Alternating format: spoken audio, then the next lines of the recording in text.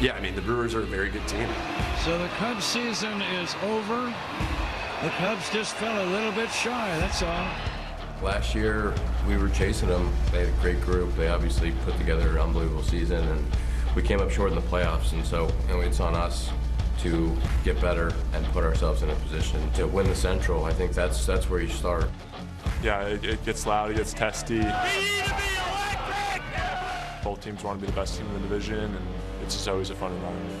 I think they use the underdog mentality to their advantage, but it's always fun playing against them. And I just have a lot of respect because when you play them, they're going to be buttoned up, dialed, and it kind of brings out the best in us.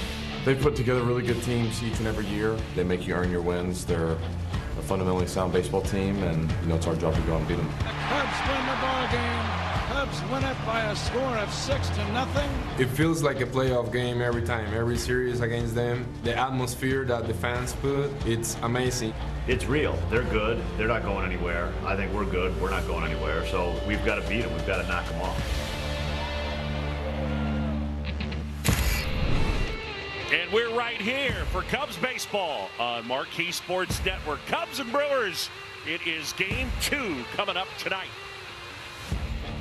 Folks lined up to make their way in. It will be a packed house here tonight. Nico and the boys getting ready to do battle. Miguel Amaya in the lineup, and his battery mate here tonight. That man, Ben Brown on the hill. He's been outstanding as a starter. And welcome into the broadcast booth, John Chambee and Jim DeShays with you as the Cubs try and bounce back from last night's loss to the Brewers. Ben Brown gets the call here tonight, and he's pitched well this year, but as a starter, his last 2 times out, he's been sensational. Yeah, kind of forced into the rotation, and they continue to stretch him out, probably 80, 85 pitches tonight. First 2 starts really good. May 8th at Texas, 4 hitless innings, and then last time out in Atlanta, 4 innings, he allowed just 1 hit, 7 strikeouts, 1 walk, 65 pitches. He's only allowed 1 home run all year. So how does Ben Brown get it done? Well, he's out of the sinker, right? That's a big pitch for him. The curveball is the swing and miss pitch. A lot of work down below the knees with that curveball. He can elevate it, land it in the zone for a called strike, and then get chased. It's a hard curveball. Throws at 87 miles per hour. The sinker, that's the new toy he's been playing with this year, and it's been very good to him. That ball, when it's in play, is on the ground about 2/3 of the time. It's a lot of weak contact ground balls. That allows him to be more efficient and hopefully pitch deeper into the ball game. All right, meanwhile, a tall task for the Cubs bats. They'll go up against Jacob Misiorowski. Mike Petriello wrote an article today talking about might be the hardest throwing starter in the history of baseball. Yeah, it would be very difficult to refute, and that's the point that Mike made in his article. His average fastball is just a tick under 100 miles per hour. He's got a slider at 95, a curveball, and a changeup. So he's got a lot of weapons, but for Misiorowski, it's about the gas, man. He comes out there with that 100-mile-an-hour hitter about 60% of the time. When he first worked his way through the minor leagues and first got to the big leagues, the walk rate was pretty high. Now it's not. It's actually below league average. A couple of that with the best strikeout rate in the game, and the Cubs are up against it here tonight. The big guy can just let it eat. We've seen 104 miles per hour out of that right arm at least one occasion this year. All right, so a couple of good young arms on the mound here tonight. When we continue, Jim DeShays with the keys to the game. Stick around for that. Welcome back. Time for Keys to the Game, brought to you by your local Hyundai dealers and you, Jim DeShays. Yeah, well, Wisconsin's known for their cheese, and this guy brings the cheddar with that 100-mile-an-hour fastball. But you know what? Big Ben keeps on ticking. Ben Brown has been outstanding. This will be his 3rd start, and he's put up a 1.60 ERA so far. Who likes the cheese? Say I likes the cheese. Maybe you can get a hold of one of these Misiorowski fastballs and do some damage. He took him deep last year in the postseason. Where do you keep the cheese, please? Ben Brown will have his cheese on display. Lineups and first pitch coming up. See? Chicago Cubs baseball on Marquee Sports Network is brought to you by the Bob Locurcio Auto Group. You're going to like buying a car this way. By Circus Sports. And by your local Hyundai dealer. Find the dealer nearest you at buyhyundai.com. Back at Wrigley as we get ready for Game 2, Brewers and the Cubs, and we send it downstairs. Taylor McGregor, what do you have to report? Another day, another roster move move, Boog. And this one is exciting because Caleb Thielbar, after 3.5 weeks on the IL with a left hamstring strain, is back. Ty Block has been designated for assignment. Craig Counsell said it best. When you get one of your best pitchers back in the bullpen, good things happen. Outstanding. All right, Ben Brown on the mound, and the kid the Cubs acquired for David Robertson August of 2022 at the deadline, and wow, he's been good. Indeed he has. 1 earned run allowed in his last 10 games, covering 23 innings. He has not allowed a home run since his first appearance of the season back on March 31st, and he's throwing that sinker now that we featured in our open, and because of that, the ground ball rate has taken a big jump forward. Yeah, and he gets strikeouts as well. So Brown going to work here against Jackson Chourio. All Brewers last night as they took the opener and ended the Cubs' 15-game home win streak. 9 runs on 13 hits for Milwaukee last night. They were hyper aggressive against Shota Imanaga. Pitch in there for a strike. Jansen Visconti, our plate umpire, and we are underway. Miguel Amaya pushing the buttons back there. Brown and an 0-1. Chourio hitting in that leadoff spot. Was injured during the WBC and didn't start his season until May 9th after that fractured left hand.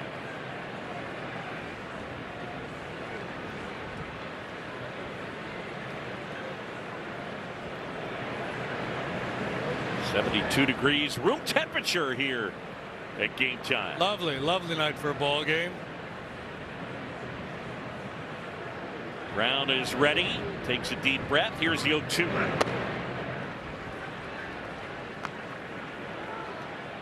Last night the wind was blowing out pretty good. Not so here this evening. It's blowing, but it's going to have a big impact on the ball in the air. Brown kicks deals. Swing and a miss. Struck him out. And a good start for Ben. Showed him a lot of fastballs, then comes back with that spike curveball. Really well done on the plate, but dipping well below the knees. Chourio out in front, over the top.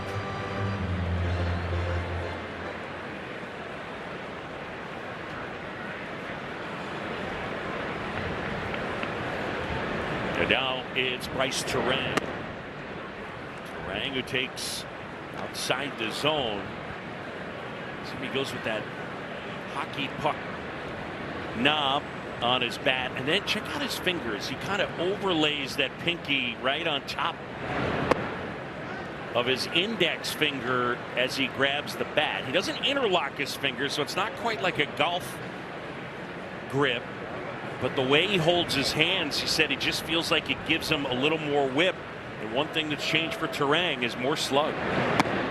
Yeah, well, you know, some golfers employ the overlap grip, which, you know.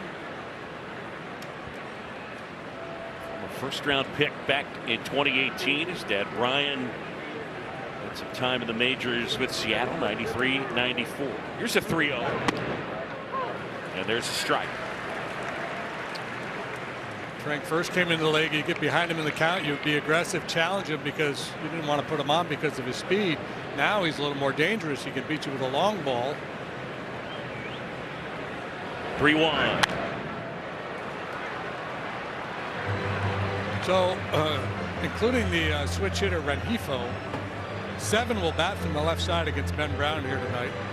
Left-handed hitters are hitting .145 against him. He's allowed 1 extra base hit to a left-handed batter this year in 63 plate appearances. And that is ball 4, and Turang is aboard. Let's check out the Brewers lineup. It's brought to you by Ford. Pat Murphy's team 5th in the NL, 6th in the majors in runs per game. After Chourio and Turang, it's William Contreras, then Yelich and Mitchell. Bauer's the start at first. We mentioned Rengifo. Frelick out in right field, and David Hamilton to start at shortstop. He will bat 9th. And again, the Brewers lineup brought to you by Ford. When we talk about the splits for Ben Brown, if you're an opposing manager and you look at these numbers, it's not like, you know, you feel like you're going to lean one way or the other, but you would not have blamed Pat Murphy had he shied away from some of the left-handed bats here tonight with those numbers. Line drive, and that's a base hit into left field.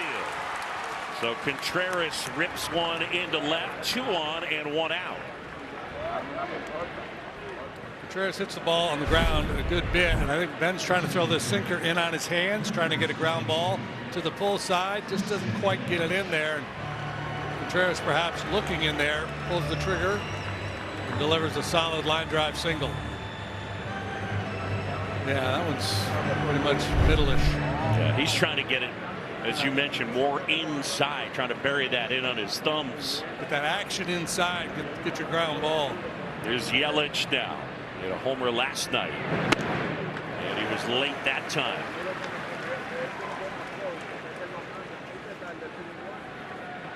Yelich had his 2024 campaign ended with back surgery after 73 games. That back on and off has still been a little bit of an issue. This year he missed time with an adductor strain, and then again with some back trouble, but 2 games back and he's homered in each of them. Turang at second, Contreras at first.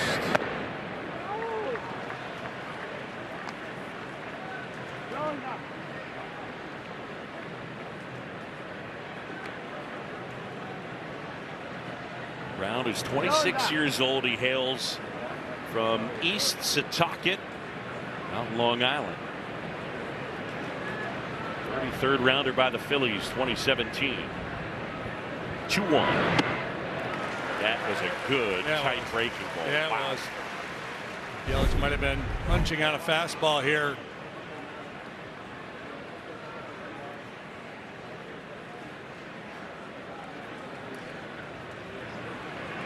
Guys get greedy with a couple guys on base. 2-2. Swing and a miss. Struck him out.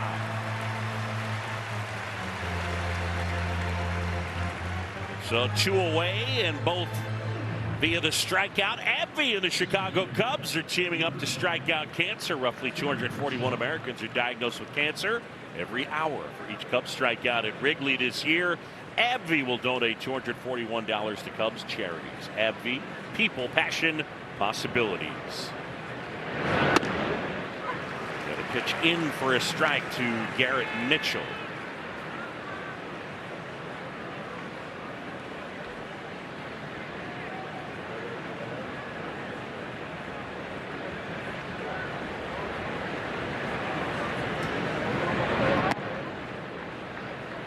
Change up there. Yeah, I'm not trying to bait you into a Cousin Randy joke, but I was looking at Garrett Mitchell trying to figure out who he looks like. And he looks like Daniel Murphy to me. Yeah, I see that. I see some Daniel Murphy there. The 1-1. On the ground up the middle and a base hit. Turang around third. Contreras will race to third. A run in. It's an RBI single, and Mitchell has given the Brewers a 1-0 lead. Daniel Murphy-like result right there. A solid single. Brewers have been really good with runners in scoring position. 290 batting average.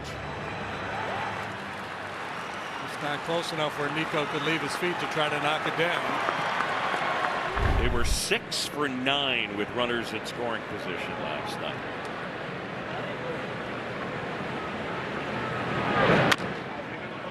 Tapped off the plate. Brown hands to first. Bowers is out, and the inning comes to a close. But Milwaukee gets on the board first. 1-0 Brewers.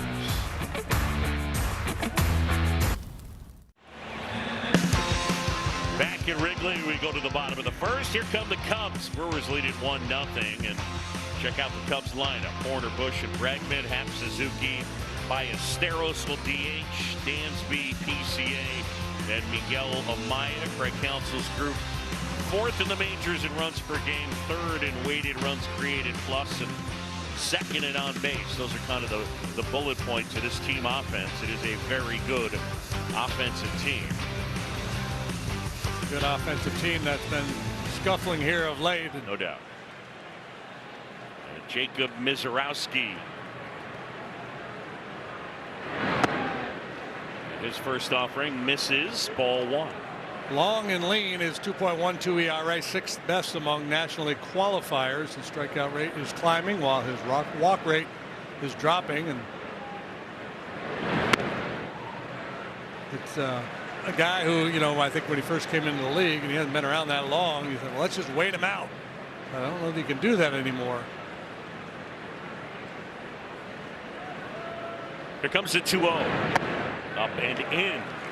Yeah, I think at times he seems excitable, and we look at, you know, walking guys. It's interesting. I mean, this year the walk rate is better than league average. It's 8.4%. You see the numbers in the majors last year, the minors last year, and the minors before that. Walks were a bit of an issue. Yeah, now he's, as you mentioned, better than league average while striking out 40% of the batters he faces. So he's like the big kid in Little League, striking everybody out. There's a 3-1. And that is in for a strike. He's from Missouri.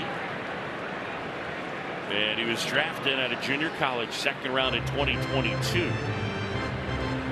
They gave him $2.35 million. They gave him more than they gave their first rounder. So, I mean, they ID'd him and liked him and thought this is going to be a guy, but took him in the second round. 3-2. And that missed by a lot. Ball four.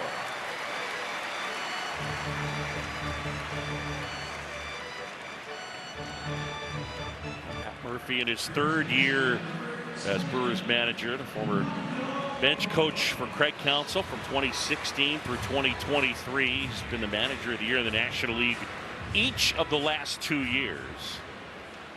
He had a 96-game stretch as the Padres manager in 2015. As Michael Busch takes inside.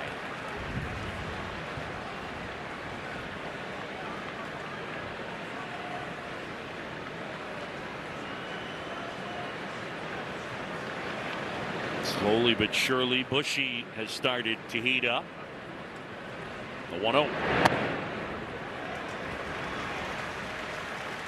Well, Michael Busch, you go back to April 28th, and he has the highest OBP in the majors. Shea Langoliers had a great start to the season. So is Riley Green. The 2-0. That's a strike.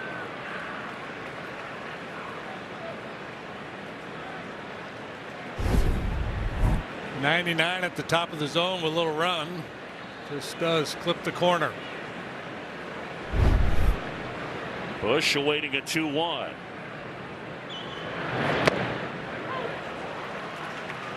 And now it's 2-2. Cubs have seen 10 pitches so far.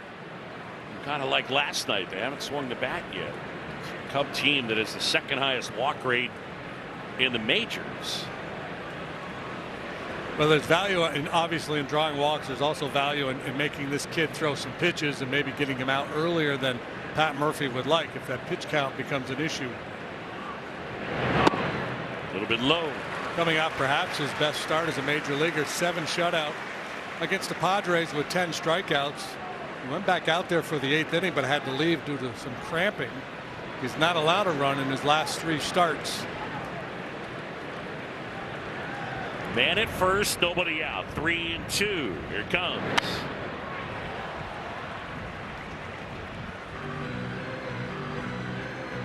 Cubs a season ago won 92 games, and this guy was their best hitter by OPS plus, by weighted runs created plus, by WOBA.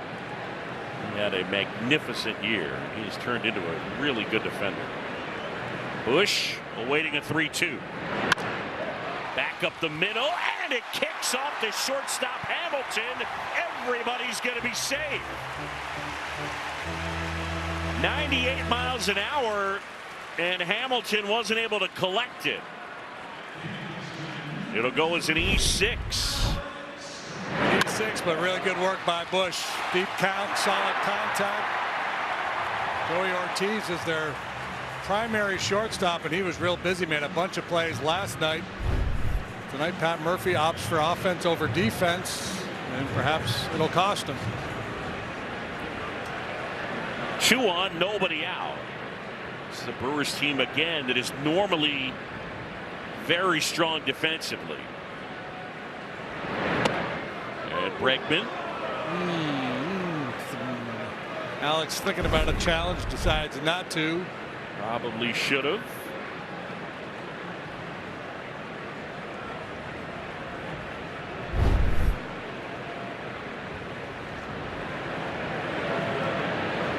Oh, 1 to Bregman. Zalewski stumbled a little bit in that delivery. He doesn't just throw hard, he's a big guy. And then at 6'7", because of where the ball is released, he gets that extension. So it makes it look like he's throwing even harder than he actually is. Yes, the perceived velocity is a little bit higher than the real velocity. It doesn't seem particularly fair, no, JD. It reminds me of a conversation I had with a scout many years ago talking about Billy Wagner. And he said, I got to put a report in that this guy throws 100 miles an hour, plus he's sneaky.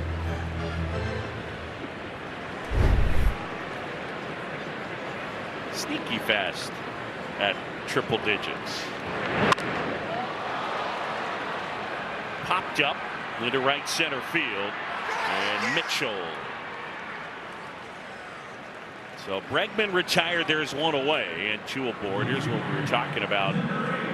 So he throws his 4-seamer at 99.6, but because of 7.5 feet of extension, the hitter perceives it as being about 102. Yeah, he's a good bit closer to the plate when he turns it loose than most guys. I mean, look at, you can barely see the ball in his hand. Just swallows that baseball up. Pitch to Happ. That one misses off the inside edge.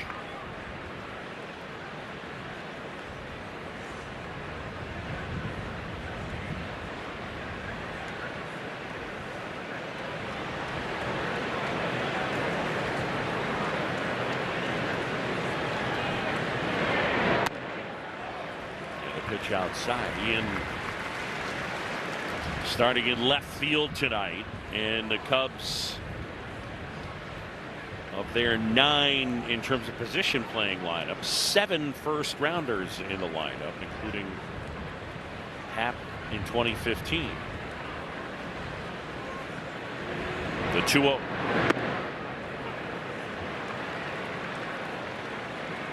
Yeah, that could be a real difference maker for Mizorowski if he can land the breaking pitch, that slider for a strike when he's behind in the count. I mean, what's the hitter to do? You have to respect the heater.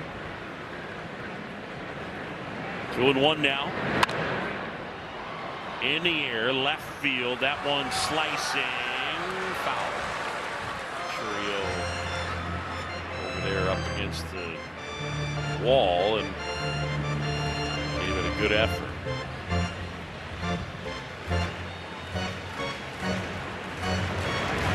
Mizorowski last 3 starts, 18 1/3 scoreless innings, 6 hits, 29 strikeouts. Against just 4 walks. 2-2 to Happ. Strike 3, and Visconti rings up Happ, and there's 2 down. No beef from Ian as his fastball flips the inside corner.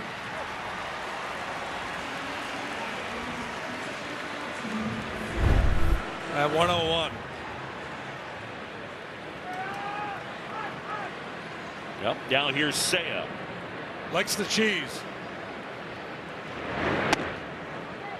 Remember when he first came over here and debuted in 2022, the concern was, or the question was, would he hit velocity? Over in Japan, the average fastball is about 3 miles an hour slower.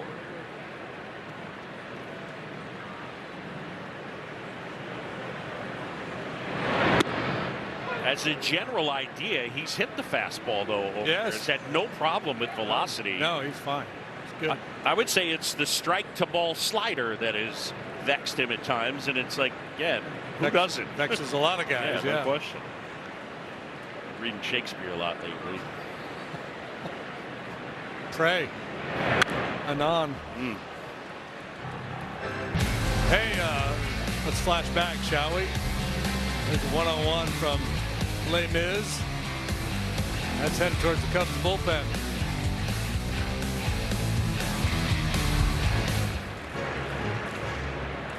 It's not just that swing. We have other supporting evidence that Suzuki's a good fastball hitter. We're not going to show it to you. We're just going to ask you to believe us. Yes. The 1-2. Swing and a miss. Struck him out. And Mizorowski pitches around a walk and an error. End of one. It's 1-0. Hey, Cubs fans. Fine art beats Wrigley Field in the Dogs of Wrigley Field collection by Gray Malin. Shop limited edition prints at ivyshop.com. Oh, for the dog lover in your life. Look How's at those Sally guys. doing? Sal's good. Sal's, I imagine, tuning in tonight. Birthday checklist, Cubs tickets, great friends. You got a ball already and a PCA homer. You're on TV. Check that one. And a Cubs win. Yeah. All right, well, okay. PCA's got to go yard, and we got to get a W for you. It's a pretty good birthday. It's working. Yeah, and then Get a ball already. checking those boxes early. Yeah.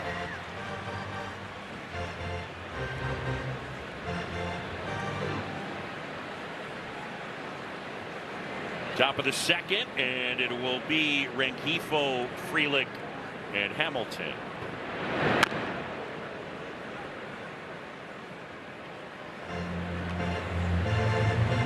Luis Rengifo was signed back in 2013 by the Mariners. He debuted in 2019 with the Angels and has been with the Angels since debuting in 19.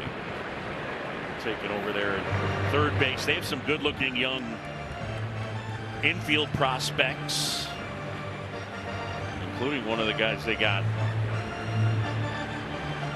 Jet Williams, in the Freddie Peralta trade. Yeah, Jet could be. Could see him before the year's out, right? Yeah, and he could play everywhere.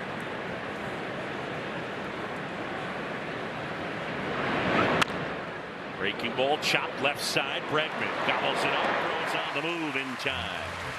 Rengifo retired, and there's one down. Yeah, good work by Alex Bregman. You see that ball chopped in front of home plate. Got to charge aggressively.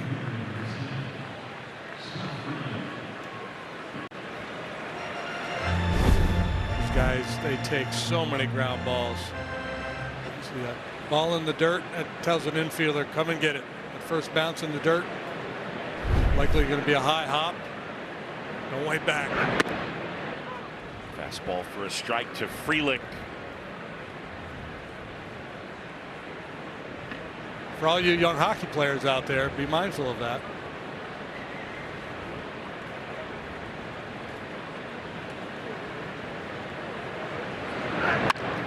On the ground is short. Swanson a step to his right. 2 down. Downstairs and T-Mac. Boog, we had a glove emergency right before the game. Okay, here's what happened. Michael Busch, he had a hole in the webbing of his glove, so he was using his backup glove. And you can see on the right hand of the screen, Easton Luge, the bat boy, had to go give him a new glove. So the glove that he just gave him was actually the glove that he always uses, the one that originally had the hole in it. So right before the game, when the hole took place, they ran it down to clubhouse manager Danny Mueller. He fixed it, and now he's back to his normal glove. Go, Danny! Danny Mueller saves the day. Danny Mueller saves the day. It's a 6-pitch inning. Michael Busch, nice grab. There he is. Way to go, D! Woo-woo! Welcome back. It's the bottom of the second, and Moises Ballesteros will come up to hit against Jacob Mizorowski. Oh, another one of those balls got loose in the outfield. Breakaway. Just every once in a while, I mean, you talked about it a little bit. The baseballs get together, and then it's let's make a run. Let's make a break for it. Somebody's got to go. Charlie, go! Ends up in left field.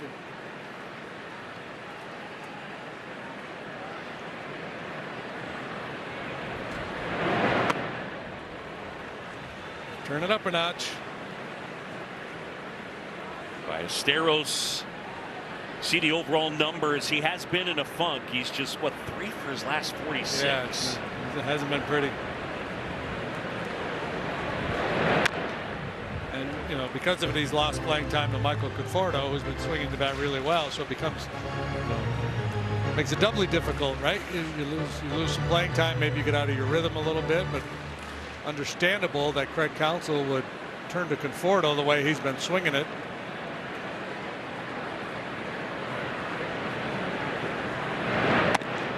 Swing and a miss, struck him out. Time now for the Intelligence Center, powered by CDW and HP. And all right, so the last time the Cubs lost at Wrigley Field, this is some of the stuff that's taken place. Otto Lopez has 46 hits, Kyle Schwarber 16 homers, Judge in half of each scored 28 runs, Christopher Sanchez 57 strikeouts. Last night he said 37 days. It was actually 36 days between. It was on the 37th day. So a 36-day stretch, April 12th to May 17th, between losses. Amazing.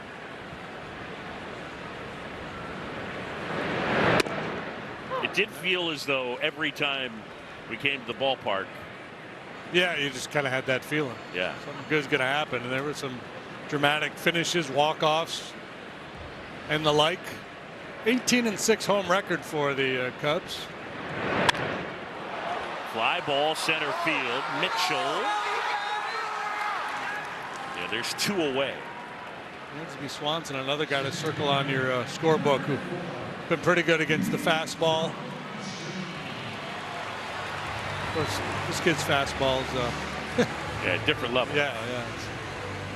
PCA coming to the plate, and just worth noting, Gordon Eads of the Sun-Times reporting that PCA has been fined $5,000 for comments made to that fan over at Wrigley Field. He can't appeal it, but that is a story that obviously has been covered after he was not able to corral that fly ball, and then the interaction with the fan.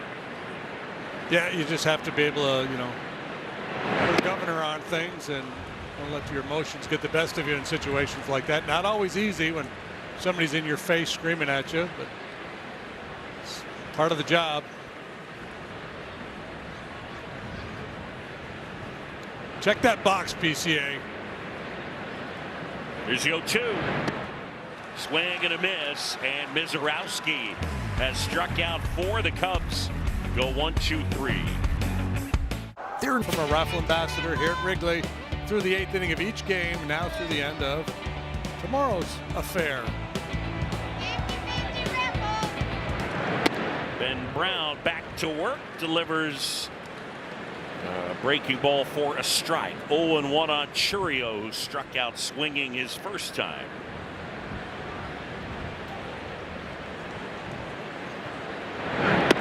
Brewers won a franchise record 97 games last year. They had the best record in the majors, best run differential. And after beating the Cubs, they ran into a buzzsaw in the LCS and were swept by the Dodgers. Line drive and a base hit into left field.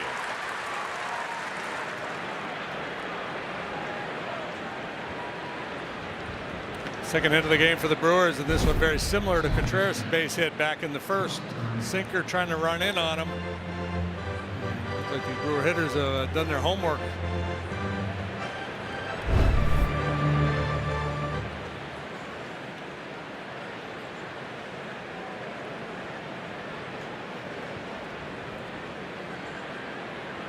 Turang now. Strike 1.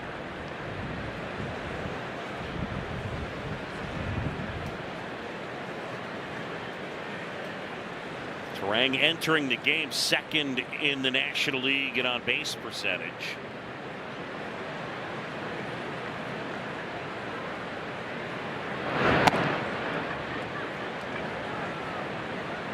It's that power that has really developed for him. Still could run. He swiped 9 of 11.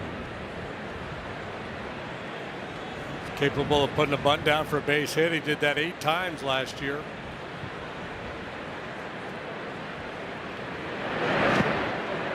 Stopped by Amaya.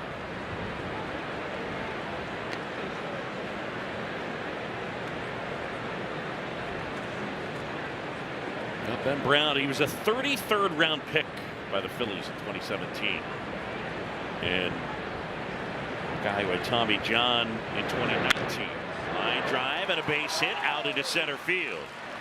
Crow Armstrong picks it up. Churio will stop at second. And back-to-back hits.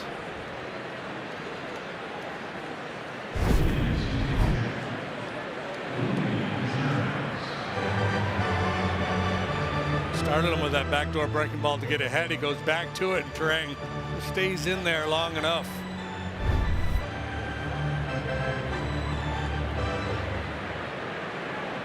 So now Contreras, who stung a single to left his first time up. Brewers lead it 1-0 on a Garrett Mitchell RBI single.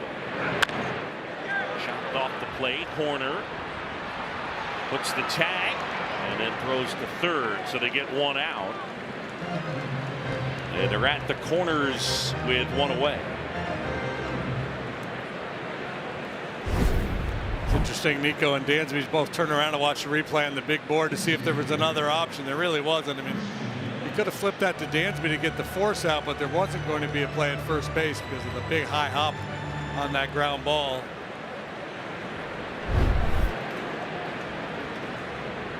And now it's Yelich.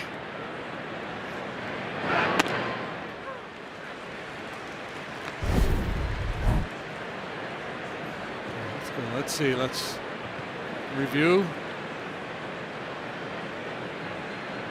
Real-time feedback, huh? That's interesting.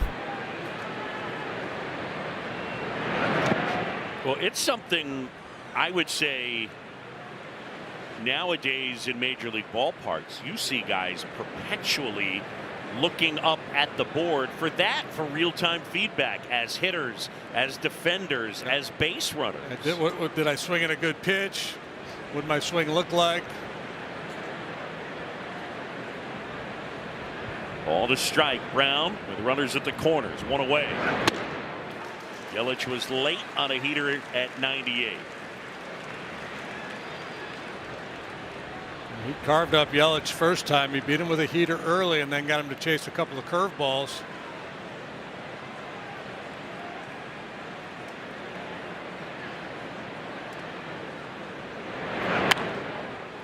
That's flared. I'm trying to think of the ballpark where it was years ago where their pitchers were so obsessed with turning around and looking to see what their velocities were that they asked the ops people to shut it down.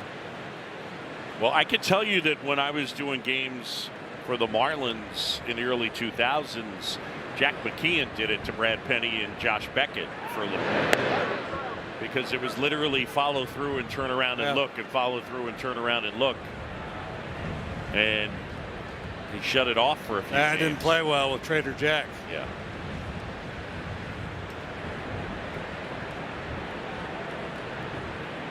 One and 2 on Yelich. Here comes. And Yelich has gone on strikes for the second time.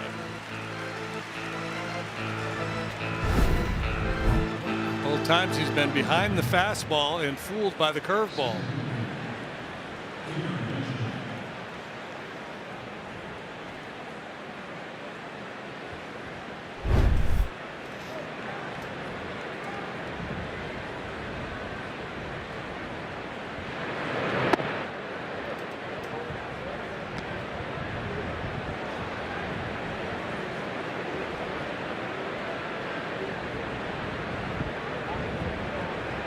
Guy looks a little bit like Daniel Murphy.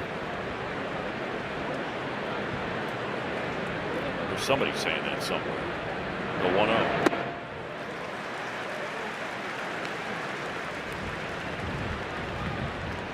Big Ben, you mentioned him being drafted by the Phillies out of high school. He was plan was to attend Siena College. Might Be a Saint? It might be Siena University now. In the Albany area, Albany, New York. Good deuce there. The hook? Yep.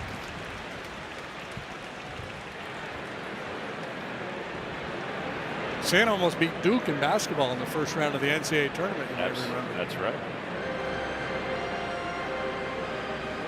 You root for all those upstate New York teams? Yeah. When I was in college, Siena was one of our rivals. The Dolphins and the Saints? Yep. And the Ithaca Bombers.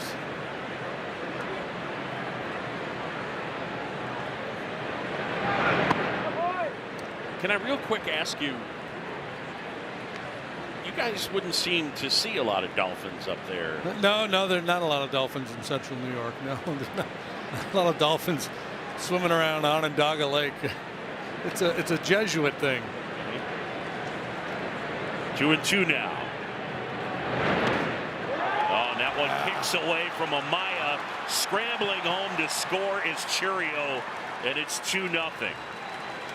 And that's one, even though it's going to go as a wild pitch, I think Amaya probably should have stopped. Let's see. It just didn't react quickly enough to square up behind that one. It might not be fair to say, but got between his body and his arm. What he's trying to do there is squeeze that arm against his body and limit that space. Mitchell will take his base. Yeah, well, he's just kind of made the commitment to throw curveballs there to Mitchell and fed him one after another, including the one in the dirt. Remember, Ben, this is just his third start, so he's not fully stretched out yet. You know, they're looking for 75, 80 pitches out of him here tonight.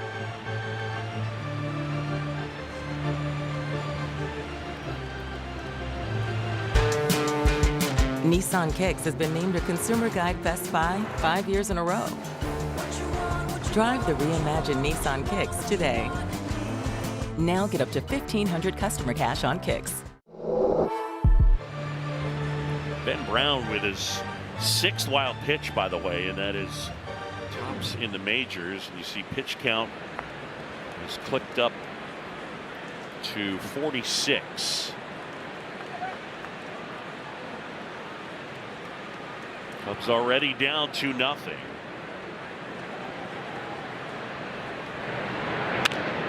Line drive, base hit out into right field.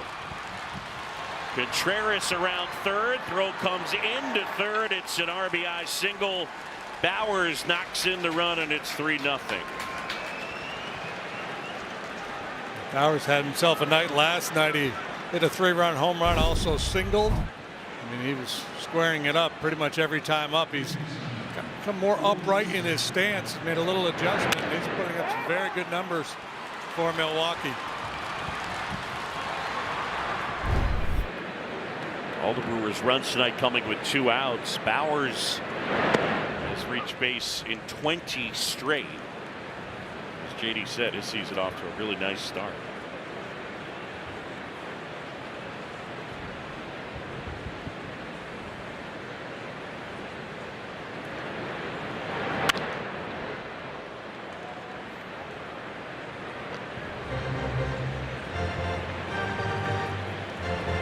In a very enviable position right now. He only had to use one bullpen arm to close out last night's game. Drowan went 4 1/3 behind Brandon Sproat. So it's a fully loaded pretty much bullpen aside from Drowan for Pat Murphy here tonight.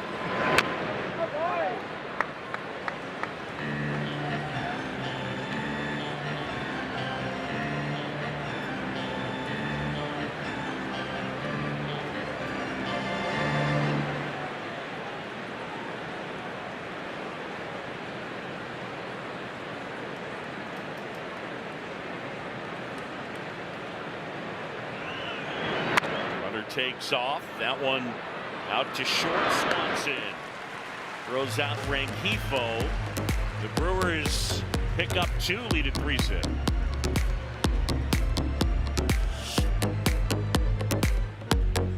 everything. John Chumby, Jim DeShays, Taylor McGregor, as the Cubs down early 3-0. And it'll be Amaya, then Horner, and then Bush against the Miz, who allowed a walk. And then Bush reached on an error. He is set down 6 in a row, and he pumps in a fastball for a strike. Yeah, back-to-back nights the Cubs have had first and second, nobody out in the first, and couldn't do anything with it.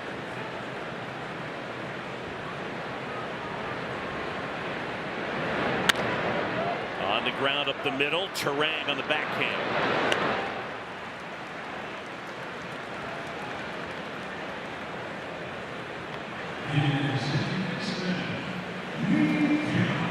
One down, base is empty. Back to the top of the order, and Nico Horner. Brewers lead at 3-0. Cubs have been up against some top-flight starting pitching here lately. Go back to the road trip. They got DeGrom in Texas. They got Sale in Atlanta. Glider out towards left center, and Mitchell glides across and makes the catch. Pretty good bolt there from Nico. That's the good news. Is the bad news, that's 2 quick outs for Mizorowski, and the hope that that pitch count was going to be an issue is starting to fade. Anyway, so DeGrom, Sale, Davis Martin with the White Sox. That seems real. Now this kid.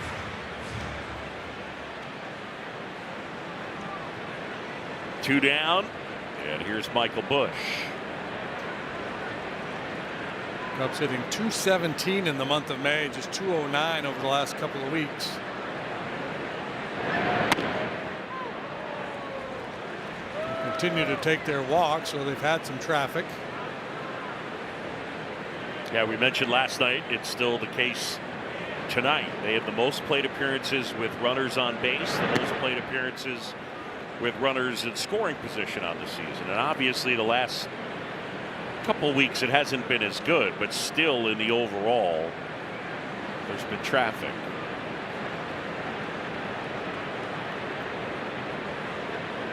One to Bush, and a curveball in there. Well, that's the thing with this guy, Mizorowski. You know, the fastball gets all the headlines, but those secondary pitches are really good.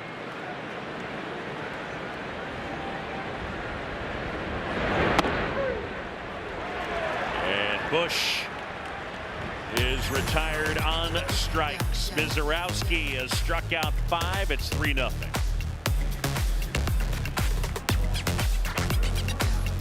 Lead 3-0.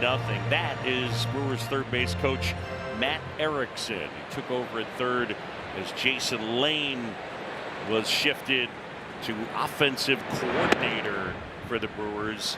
Here's the note from Matt Erickson. He made his major league debut as a Brewer, kid that grew up in Appleton. And he made his debut on the 9th of July against the Cincinnati Reds. Frelick drills that one out towards right center field, and PCA, oh my goodness, it's off his glove. And Frelick into second. I'm not sure what happened there, JD. Well, I might have a little tail on it, but he had to make a little bit of an adjustment, and then he just clanked it. He wasn't in the best position to make that play, but critical two-base error. Wow. E8, Frelick at second. And here's David Hamilton. And a spin and a bluff at Hamilton. It's jarring, isn't it? Well, it's jarring to see anybody miss a ball like that, but to see Pete miss it, it's yeah, doubly so.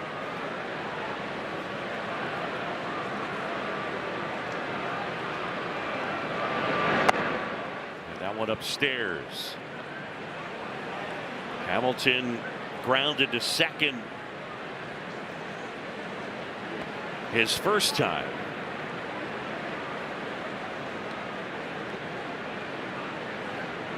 Corner squeezing. Hamilton pops that bunt foul. All right. So I'll wind up my quick story on Matt Erickson. Made his debut July 9th.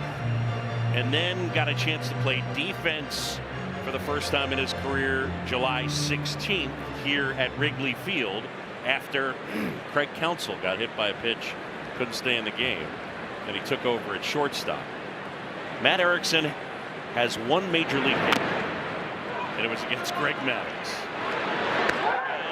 And it's safe at first. Hamilton can absolutely fly.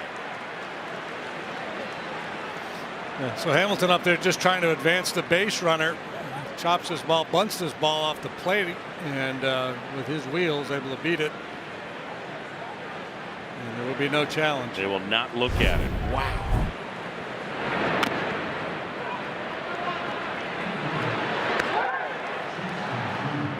Yeah, they've got team speed by the boatload.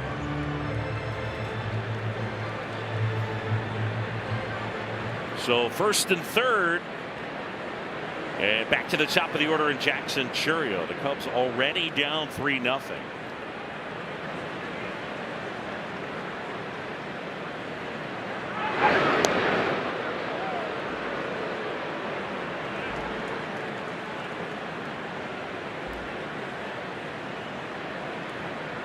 Brewers already with 6 hits. Ben Brown kind of being pecked to death.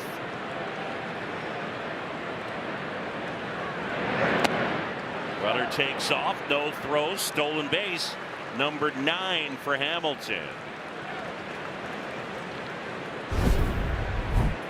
Yeah, with his speed, if he gets any kind of jump at all, why throw through in this situation with a man on third? Your chances of throwing him out are so slim.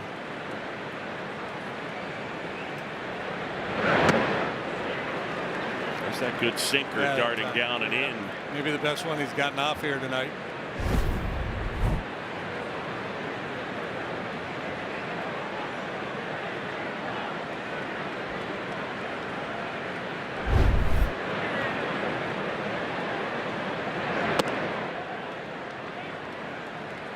So 2 balls and a strike. Chourio a single and a run scored. He's also struck out.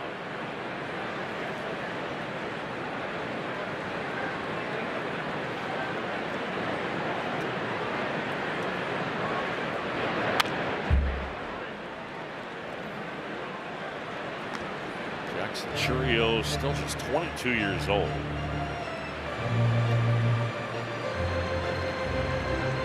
Ben Brown could really use a punch out right here. Got him back in the first, start of the game with a good curveball.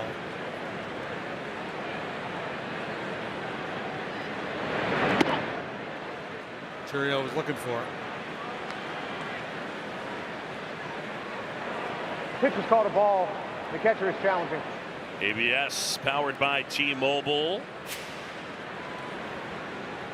And it's a ball. The call is confirmed. Chicago has 1 challenge remaining. Yeah, I like the challenge though. If you're on Maya back there and you think there's any chance at all that was at the knees, would have been a punch out with guys on second and third, nobody out. 3-2. And Chourio down on strikes. That's a biggie. So he gets that strikeout, JD. Yeah, and Chourio was looked to me like he was sitting dead red, but just couldn't get it. 98. Blew it by him. Chourio thought maybe he'd take a shot at Waveland Avenue. He came out of his shoes. Infield in, second and third.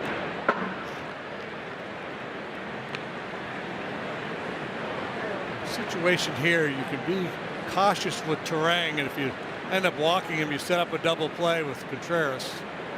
I mean, kind of pick your poison.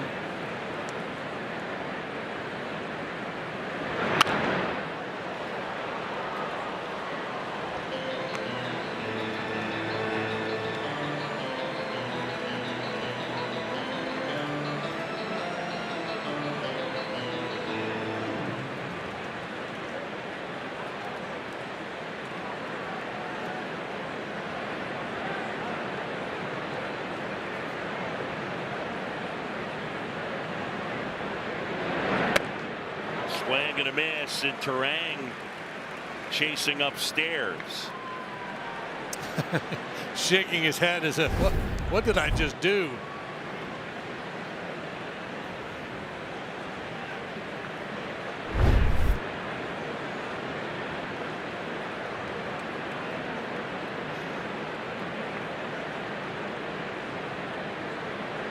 Second and third, one out. And a 1-2.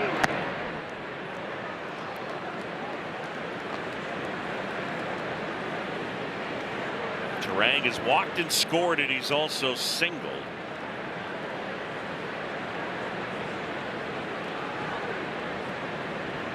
Infield in. Brown trying to keep the deficit at 3.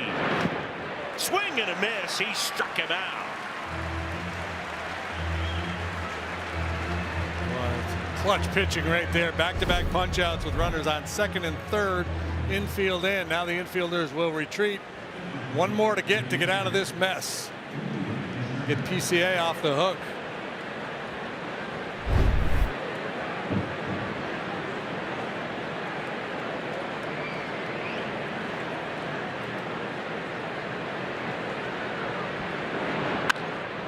Contreras hits it to third. Bregman eats it up and throws him out. Good job by Ben Brown. We're midway here in the fourth. 3-zip.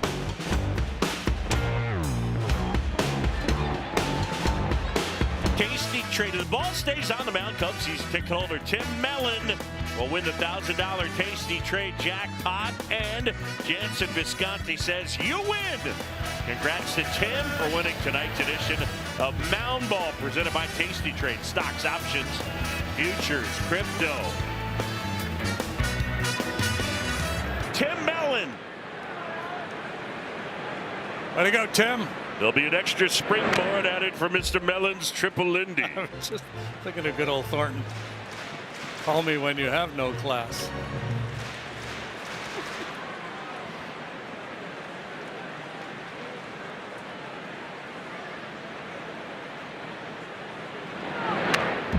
Ooh.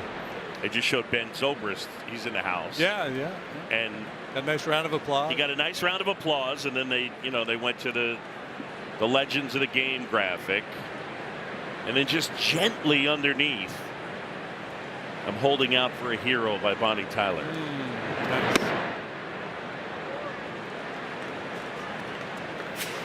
There's our guy.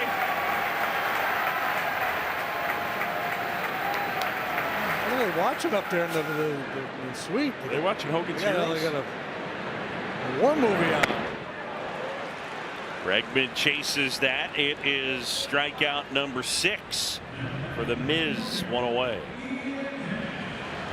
Well, the work Ben Brown did in the top half of the inning kept this thing manageable. And that thing just explodes. Talk about a riding fastball.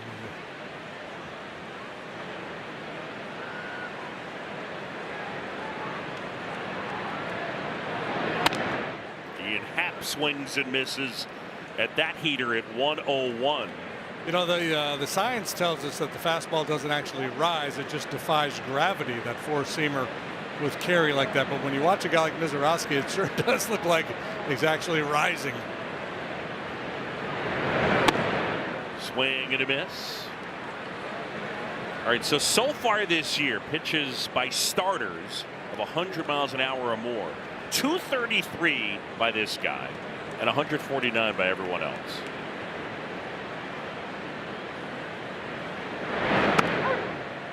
And Happ is gone on strikes. Oh, yeah, boy. Yeah, the fans are getting restless, but I don't think people understand just how difficult it is to hit against this guy when he's on his game. More velocity in the game than ever. This guy. He's a different class. Crowd, yeah. He's in a different class, no doubt.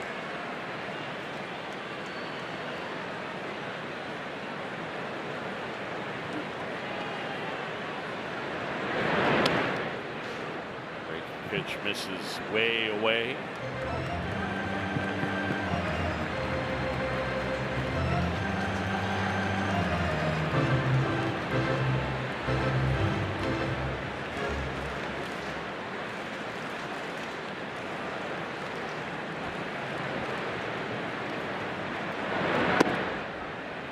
mentioned in our open Mike Petriello's article on MLB.com about Mizorowski and saying he is likely the hardest throwing starting pitcher ever.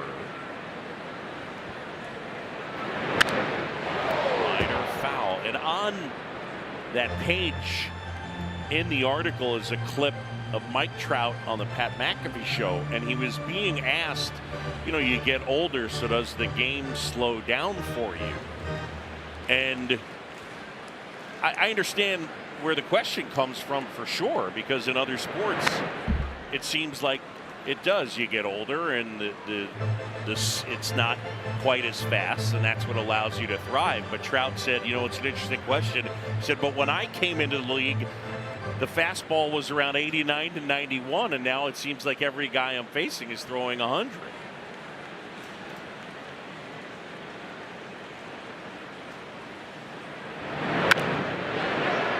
Base hit right field. Seiya Suzuki just punches that curveball into right, and the Cubs have their first hit with 2 outs in the bottom of the 4th. Comes not on the fastball, but the breaking pitch.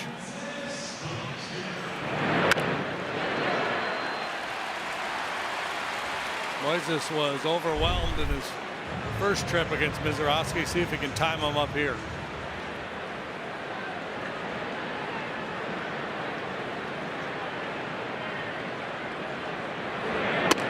That's in there for Ballesteros. There are people in my generation that will.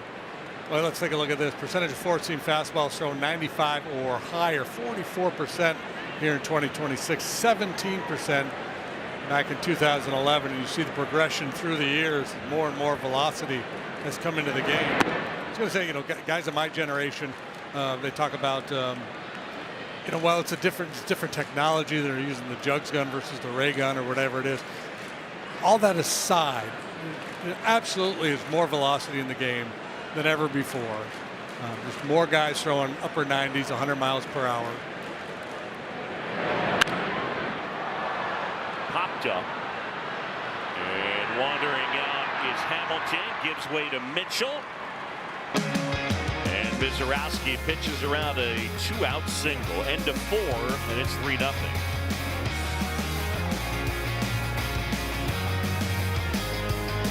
Every single day. So I want to tell you about one of them, Beth Swartz, who is the director of performance nutrition for the Cubs. So basically what she does is try to optimize performance through nutrition. And there's so many different ways that she does this. She runs a bunch of tests to understand guys' body compositions and then helps them throughout the season maintain their body composition. And of course, recovery is a huge piece of that. And I could tell you about a ton of things she does, but I think one of the most interesting is these little coolers that she builds for guys in games. We've talked about them before. So, Boog, I asked her to break down some of the guys for me. I'm looking directly at Ben Brown's. This is the video that we have, and she's walking me through everything that he uses. Well, you could see in that previous shot, he loves orange juice, so they have special orange juice for him, and then she was holding up that applesauce. So for him, it's all about carbohydrates because those carbs will help maintain his body composition, and you can see him in game. He was eating the applesauce. That was moments ago, and that helps with, again, body composition and then recovery. And all of this information is stuff that she takes. Happ not able to make the grab. Yelich sprints to second, and Ian almost came up with a gorgeous grab. Instead, it's a double.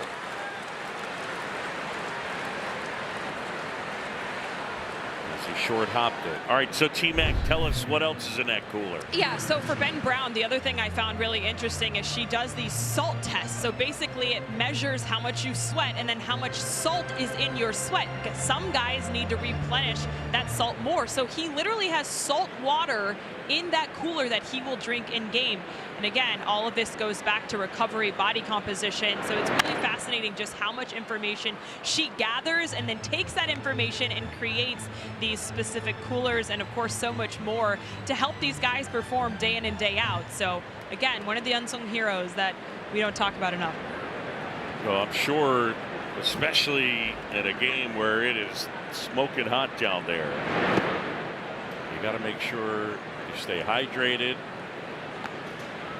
Stay strong. Make sure you have your electrolytes, JD. Cheeseburger and a beer. My cooler back in the day. Come on. You remember Jason Hamill, when he would cramp up, and so they had him eating potato chips between innings when he was starting. So here's what T-Mac was talking about. Those bottles of water, yeah, that's just salt water. Probably some sea salt. That's my guess. So the other thing that was kind of buried there under the orange juice is honey. So Ben specifically likes honey because it's something that allows him to get carbohydrates in the game, but it doesn't really fill him up. So he doesn't feel it a lot in his core, because when you're pitching, you don't want your core to feel heavy. So again, every guy has their own unique preferences. But for him, that's why he likes to rely on a little bit lighter things to give him those carbs he needs in game. You know, and if you get a little honey on your fingers, really snap off that curveball. Did you ever use it? Little honey? Little. No. The ball wouldn't leave your hand. Come on.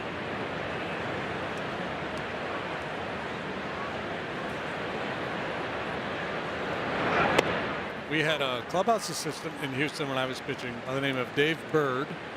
So you can guess what his nickname would be. Birdie? Tweety. Oh. And yeah. he would make me a concoction. It was like half iced tea and half bug juice. That was my drink. Sorry, say that again. You know, like that red juice we used to call it bug juice. Bug juice, yes, like a Kool-Aid. Sure. Half of that, half iced tea. That's what I drink. And you shouldn't be drinking that, right? You don't want iced tea. You should be drinking water. But that's what I did, and we didn't know any better.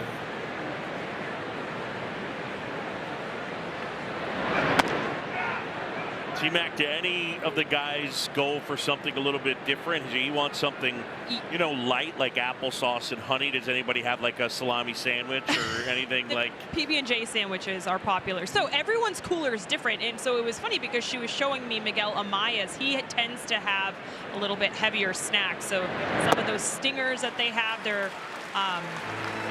just a little bit heavier. And then some gummies as well for Miguel Amaya. Again, everyone's different. There's a lot of information that she takes to curate specific boxes for everybody. Dansby Swanson is super particular with what he likes in his box. He has one of those PB&Js. I did ask her, I was like, who's the best at eating in game because they know that's best for their body? And she said Ben Brown. So that's why we decided to roll with his box, because love it. He utilizes it. 2 outs, man at third. Brewers lead 3-0. We're in the 5th. How about that? To the right side. Get over. Well done, sir. Go have yourself some honey, Ben. Applesauce, pork chops, and apple chop. Oh, give me a pork chop between innings. Boog, JD, and T-Mac. And here at Wrigley, the Brewers with a 3-0 lead. Milwaukee taking the opener last night, ended the Cubs' 15-game home win streak.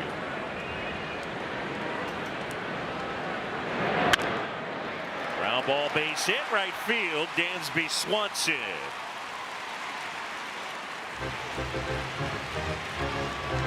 Cub fans, visit Cubs Trending inside the Marquee Sports app for all the top highlights, interviews, and must-watch moments all season long. Presented by Jeff Vukovich, your local nationwide insurance agent. Visit jeffvuk.com. Nationwide is on your side. Pete Crow Armstrong now, PCA, struck out his first time.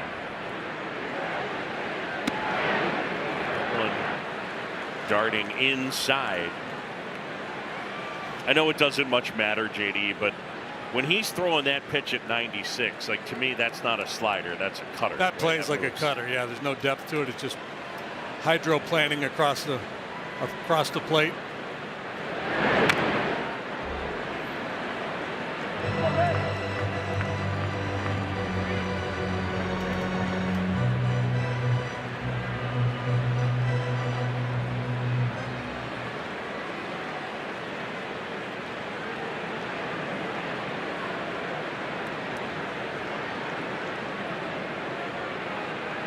The 1-1. You know, when we talk about all the hard throwers from different eras, and of course, talk about Mizorowski, you're going to talk about Koufax and Gibson and Nolan Ryan and Bob Feller. Well, there's a name a lot of people probably don't know. Steve Dalkowski was a legendary minor league pitcher in the Orioles organization. Many claim he was the hardest thrower they had ever seen back in the day. The 2-1 is in there. Some reports had him throwing 110 miles per hour. We had a scout that used to follow us in college by the name of Dutch Dodderer. And old Dutch would say, "That boy could throw a strawberry through a moving train." So you could do that, you could throw pretty hard. I like it. Swing and a miss, and PCA almost screwed himself into the ground there. A strikeout. That is number 8 for Mizorowski.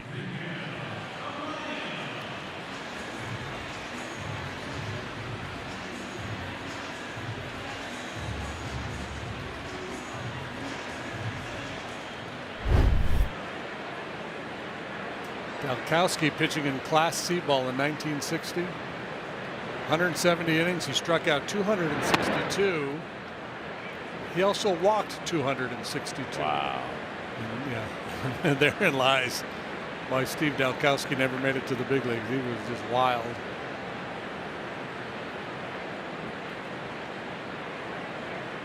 Swanson at first. Amaya waits. The 1-0. 2-0 on Miguel, who grounded to second in the third. 2 base hits for the Cubs here tonight, singles the other way, and I think that game plan of just trying to be short and quick to the ball. You load up and take a big swing, and that swing becomes a little long, and he's going to overwhelm you. 2-0. One hop, that's the third. Rengifo to second. On to first. Out. It's a double play. 5-4-3. Cubs will think about this. Want to make sure Bowers didn't leave the bag.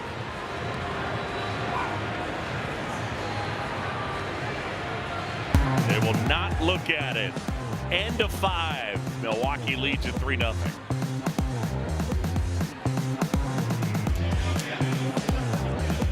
See Ryan Flaherty, middle of your screen, in his Cubs short sleeve shirt. That's his normal attire for a home game. That shirt right there.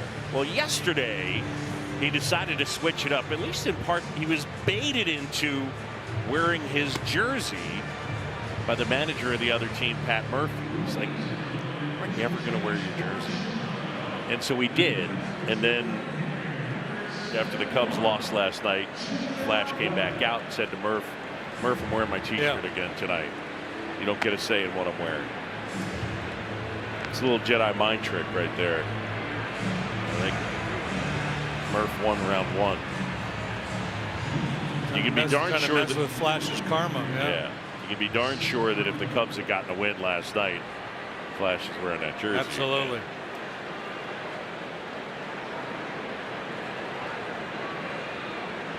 The pitcher will be Jacob Webb.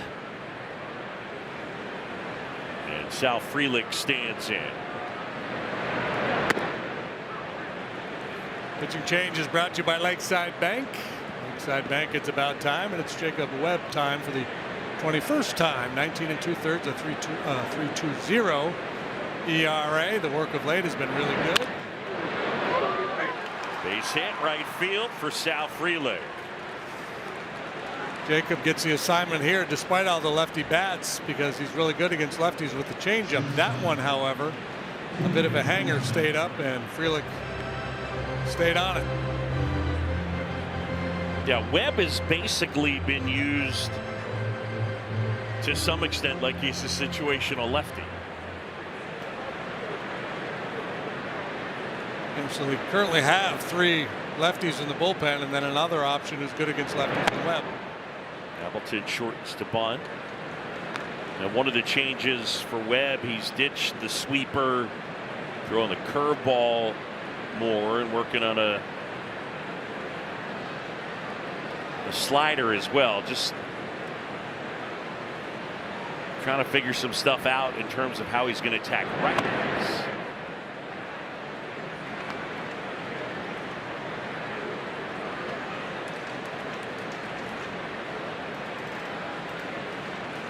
Hamilton, a bunt single his last time.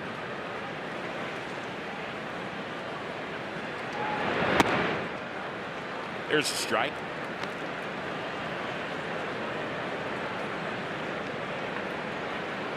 We get speed with Frelick at first base and lightning speed with Hamilton here in the box. And showing bunt again. Frelick edging away at first.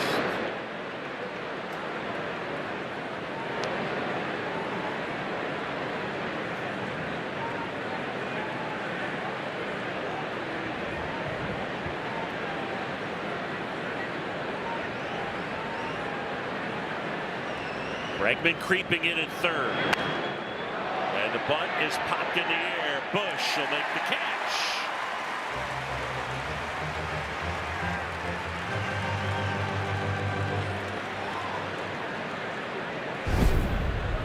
Well, Hamilton not able to get on top of that riding fastball, and Bushy, who was blitzing, just has to make a little adjustment. We'll see if they try to run with Frelick.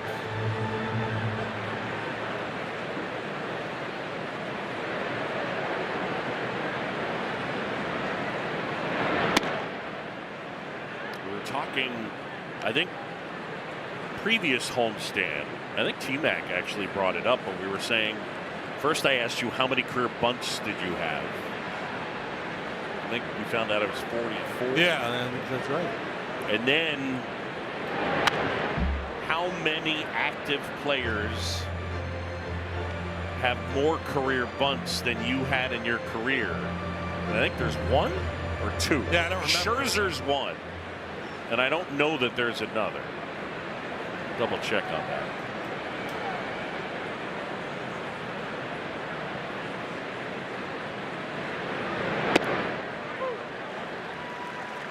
Yeah, so how I remember it being phrased was I said, I bet you have more bunts than 95% of active major leaguers. And I was wrong because it's more. Almost 100%. Almost You're 100%. Right. That's right. That is exactly what you said. And yeah, I'm pretty sure Scherzer and there may be DeGrom, maybe. Just trying to think of somebody who's been around a while. Spent a decent amount of time in the National League.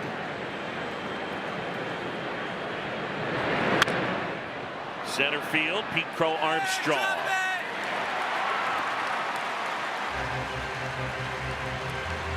So speaking of bunts, though, yesterday during batting practice, I was out talking to Nico and PCA as they're taking BP, and Pete was practicing bunting.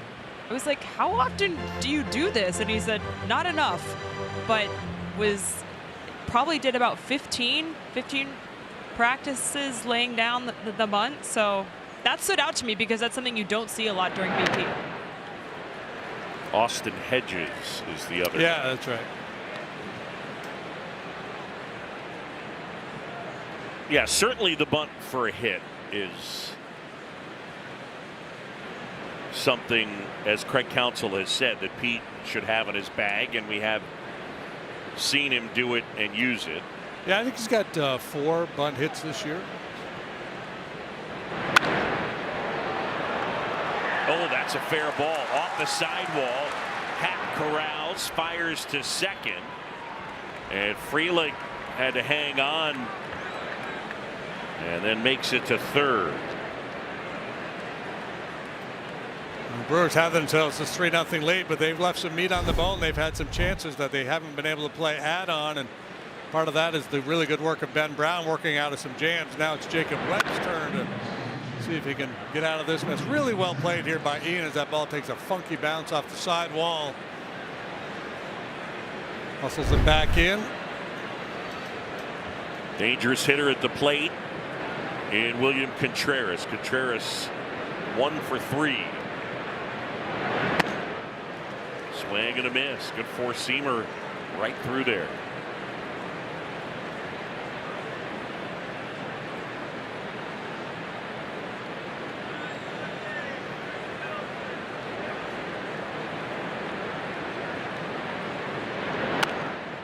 since the start of 2022. The only guy with more combined WAR at the catcher spot than this dude is Cal Raleigh. So, and even higher than Will Smith. Yeah, he's a player. He's a good player. He's kind of their right-handed Christian Yelich a little bit in terms of he delivers plus value offensively, but they both hit it on the ground a ton.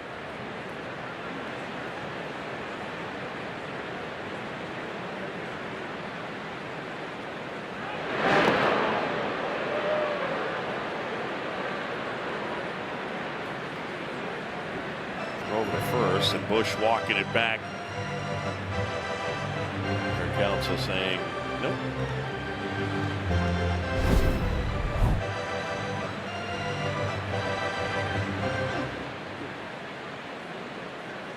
Oh, he's trying to get him on the leg. Yeah, that's.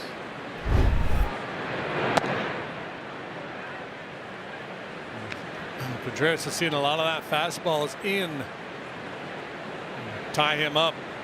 Talked about Jacob, the good work he's done against lefties. Righties done a lot of damage against him. A .367 batting average coming into this outing. Fly ball center field. PCA is back onto the track and he hauls it in.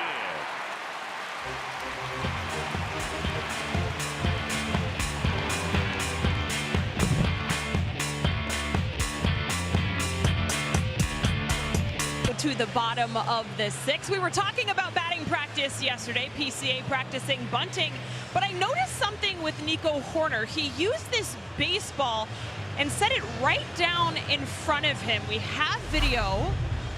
Here, take a look at this. So he uses this baseball and it's like he specifically put it in a certain place. So I was asking him, what were you trying to do with that? And he was setting a contact point. So right where that baseball is where he's trying to make contact with the baseball if you were to draw a line directly up from that baseball. So he uses that really visually. This is where I want to hit the baseball. I thought it was really interesting. It's something that he does with John Maley a lot. First time I had seen it done in batting practice, Boot. I mean, that's it right there. For as much as we hear, let the ball travel. When the guy on the mound is throwing 102, you got to get it started early, and you're usually going to want to try to get it out front a little bit. Well, especially if you're looking to do damage, right? You want that contact point out in front of home plate where you can kind of get behind the baseball and drive it.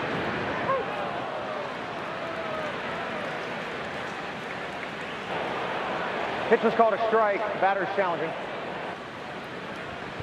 Nico challenging that one, and he wins the challenge. Call is overturned. Chicago has one challenge remaining. Hoerner, Bush, and Bregman here in the bottom of the 6th. And Mizorowski at 68 pitches. The 1-1. Off the plate. Takes a funky bounce, and Hoerner is safe.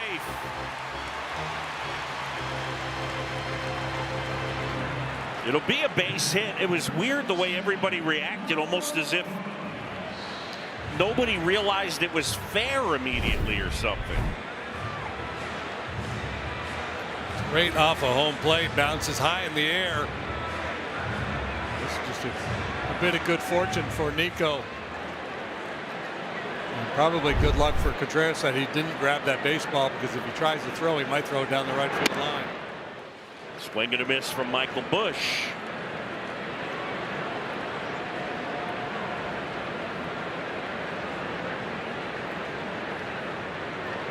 JD, would you call that a Baltimore chop, or would you just call that a... You know, Ernie Harwell used to call that an alabaster blaster. They hit it off home plate. Right.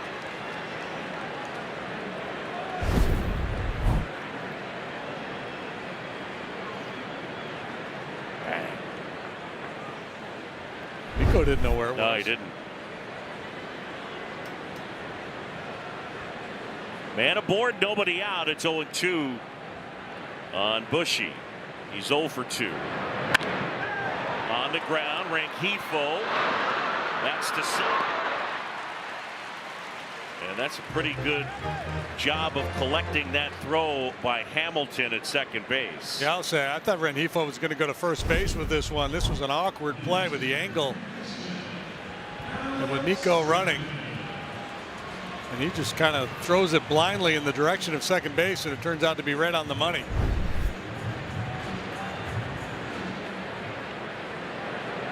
There's Bregman now. Alex 0 for 2.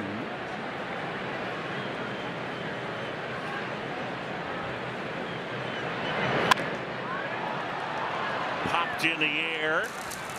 Hamilton ranging out. And there's 2 down.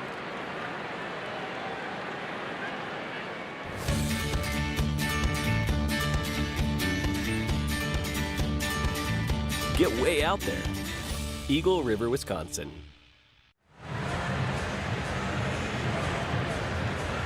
Two down and a man aboard. It'll bring up Ian Happ. Brewers lead it 3-0.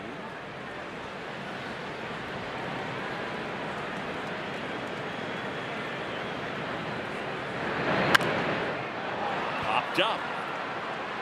Left side, Rengifo. And that is out number 3. Beautiful shots from our Megalodon camera powered by Nissan. Visit nissanusa.com or your local dealer. Fire up!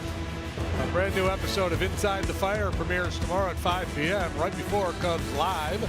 Get your all-access pass to Chicago Fire FC with player stories, exclusive interviews, and match breakdowns only on Marquee. Hey, Caleb Thielbar's into the game. Welcome back, lefty.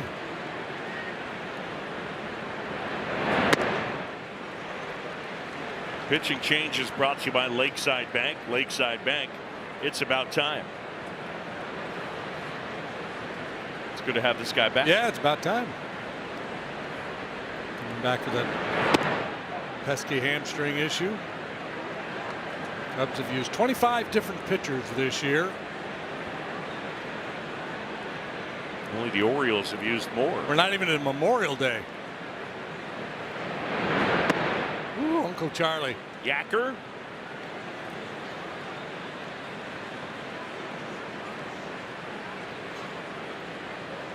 Two and one.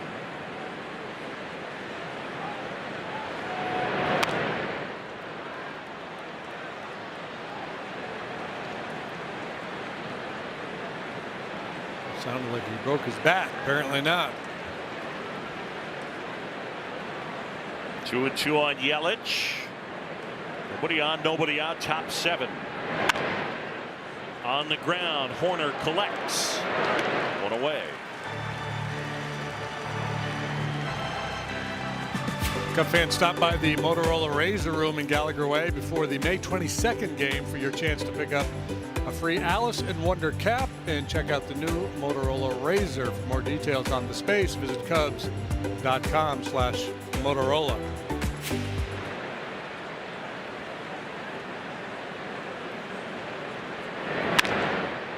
On the ground, and Swanson is waiting. Man. Got some dudes that can run. Yeah, he was flying. I mean, that looked pretty routine, and he made it close.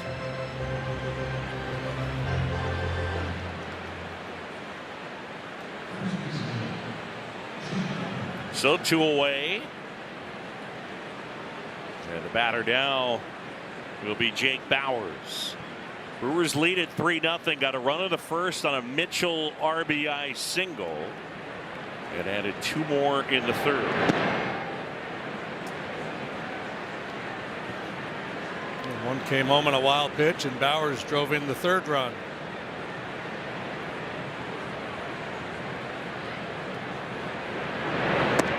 Swing and a miss.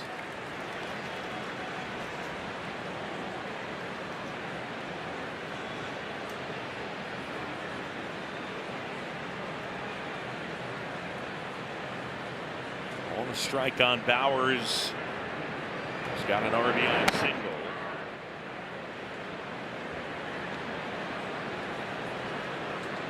Trevor McGill is up and getting loose in the bullpen for the Brewers. Thought they'd go one more with Mizorowski, but apparently not. Is it 74 pitches?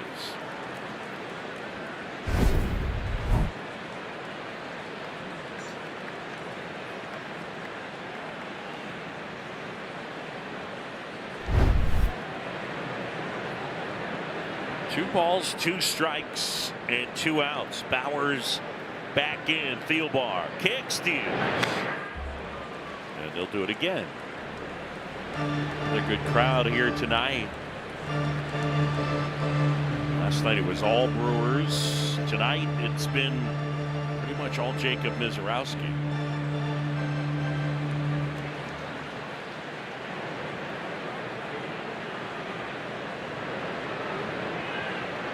Two. Good try. Four-seamer just off the outside corner. And a high arm slot.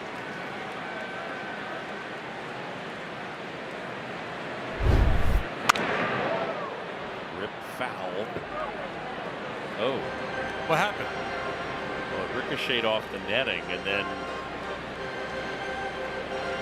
dropped down off the netting. Right around where our girl Sophia sits.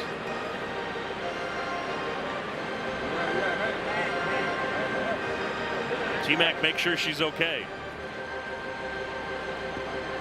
So Bowers. I'm on it.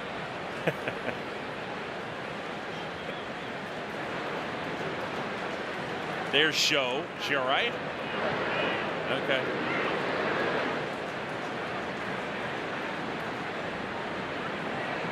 Three-two. Taylor and Sophia will have a podcast coming out. Tales from the camera well. That's right. Tales from the girls' trips we tell. You got to be way more. Life and times of dodging foul balls.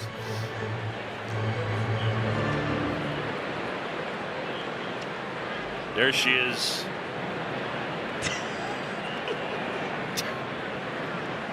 Okay, Sophia's fine. She did not get hit. Okay. Just tell her we were just worried, just wondering.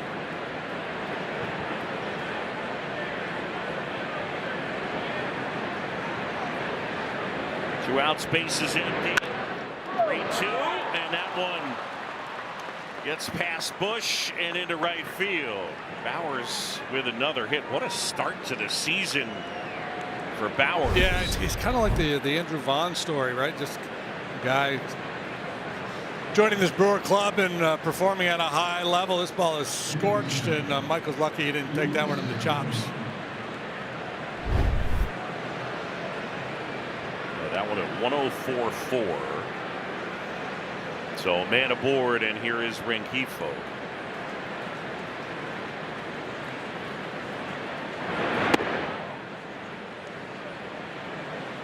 Must have been a little low.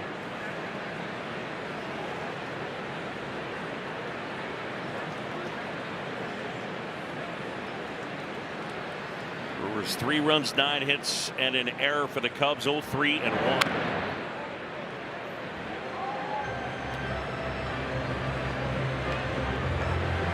Yeah, that error could have been a costly one. It was a 2-base error on PCA. Brewers had second and third, nobody out in the fourth, and Ben Brown got out of it. A couple of big punch outs and then a ground out.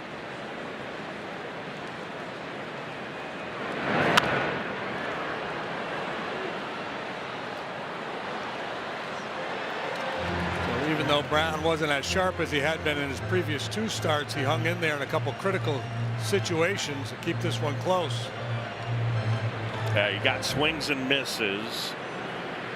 Brewers, though, with 14 hard hit balls, the Cubs with just 3. 1-2.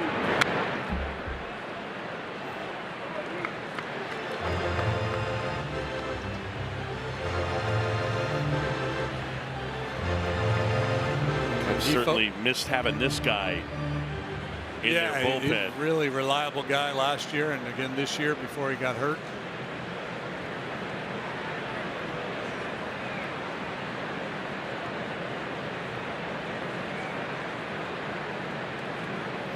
say Rengifo is a tough guy to finish off. Strikeout rate of just 12%. League average is around 22%. Exactly 22%. In the dirt, and Amaya scrambles to pick it up. Yeah, the major league strikeout rate, at least for right now, is down a smidge from last year. Last year, the strikeout rate in the majors is 22.2%. Now it's at an even 22. The walk rate is up a bit. Just frustrating. Your Thielbar, you've thrown the kind of these chase pitches, the breaking ball, just dipping down below the knees. A lot of times you'll get swing and miss. Rengifo able to check up.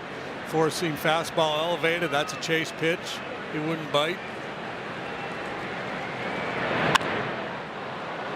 Fly ball center field, playable. Pete Crow Armstrong. And that is out number 3.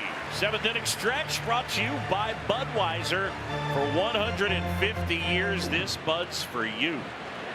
Tonight's guest conductor for Take Me Out to the Ball Game, leading her team to the Final Four to compete for the NCAA Women's Lacrosse Championship this Friday.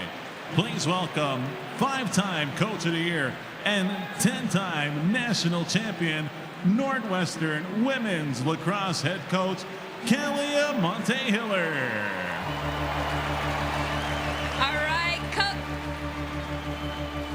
All right, Cubs fans, let me hear ya. And a 1, and a 2, and a 3. Take me out to the ball game. Take me out with the crowd. Buy me some peanuts and Cracker Jacks. I don't care if I ever get back, so it's root for the Cubbies. They don't win, it's a shame. For it's 1, 2, 3 strikes, you're out at the old ball game. Let's get some runs, go Cats!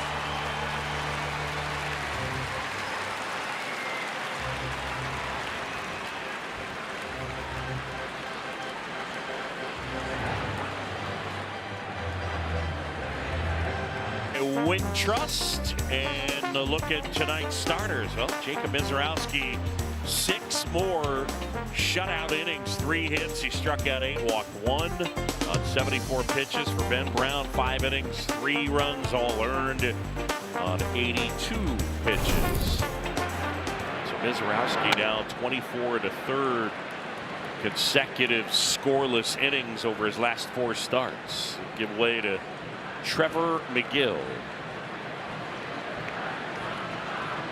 Doesn't quite have the fastball that Mizorowski has, but he can light up the gun as well. That one's at 97. Pitching change is brought to you by Lakeside Bank. Lakeside Bank, it's about time. The ERA is 5.63. That's basically 2 bad outings back to back earlier in April. Since then, his last 11, he's got a 164.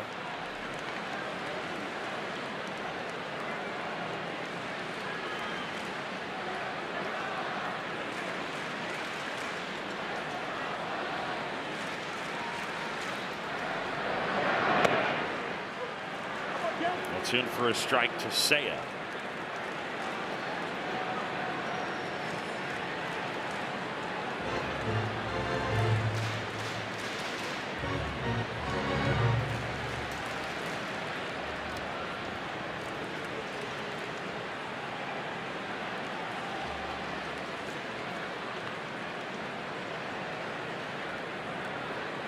Two and two.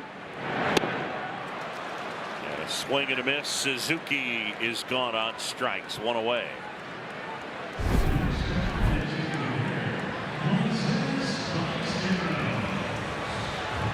That strike to ball breaking pitch we were talking about earlier. Be a little bit of a problem for Seiya.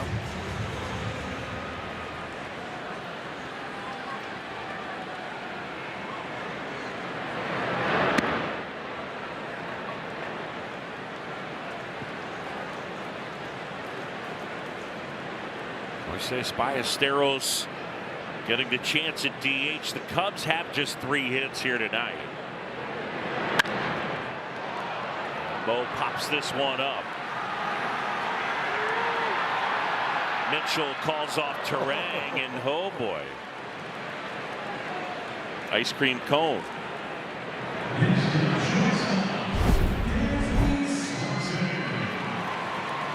3 guys are in the neighborhood. Terang's calling it. Mitchell calls him off. The infielder yields, as he should.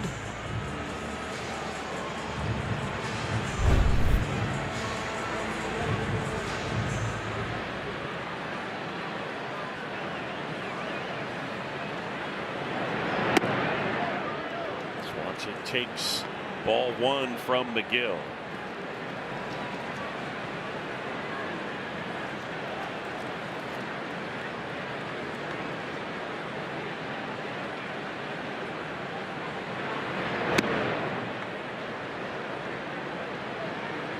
Trevor made his big league debut with the Cubs back in 2021. He pitched 28 times for the Cubs that year, put up an 8.37 ERA.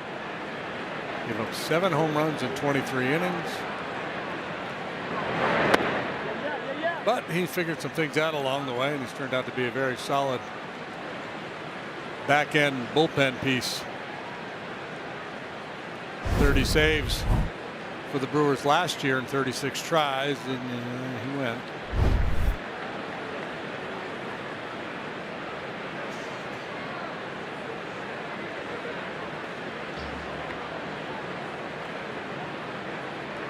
Yep, Mizorowski out, what was it, 74 pitches? I wonder if he experienced some of that cramping he's dealt with a couple different times this year. They're also pretty loaded down there in the pen. Yeah. So no need necessarily to push it, right? Yeah, McGill is a Brewer, a 31% strikeout rate. Been quite valuable for them. 1-2.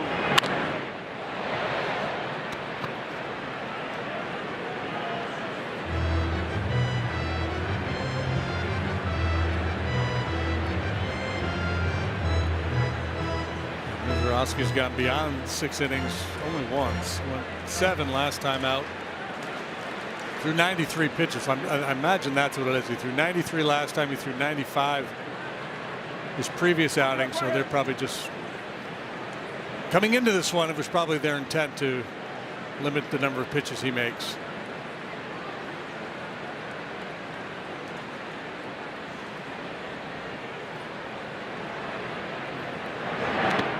JD, do you like the alternate tops with the road grays?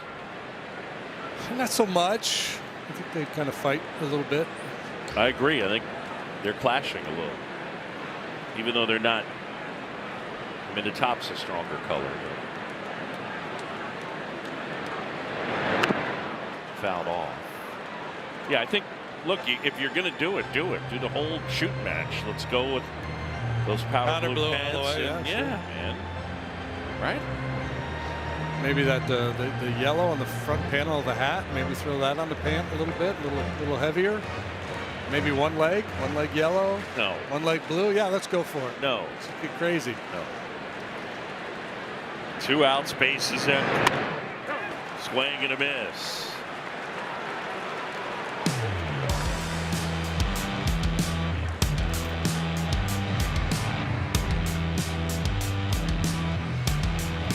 Leaded 3-0, and time for the Liberty Mutual Insurance field coverage. Best winning percentage in the majors since 2021. Dodgers 1, Brewers 2. Braves and Yankees rounding out the top 4.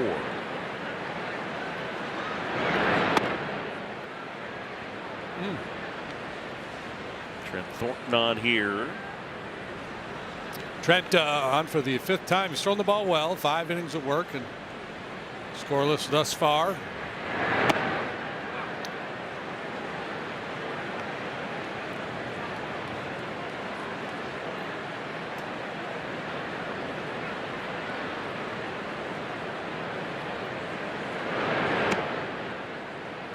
spin the ball. Good breaking pitch.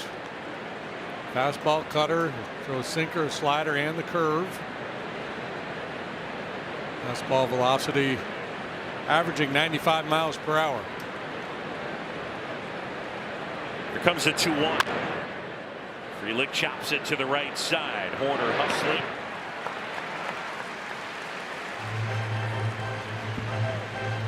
On Sunday, the Cubs take on the Astros. First pitch 1:20, and the first 10,000 early arriving fans will receive a Ryne Sandberg bobblehead presented by Southwest Airlines. Don't miss this moment. Visit Cubs.com/tickets. You miss your Rhino. Yeah, gone too soon. Way too soon.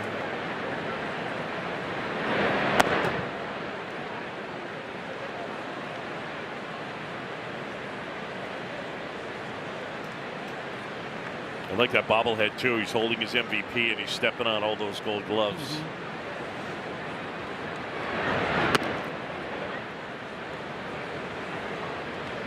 9 of them.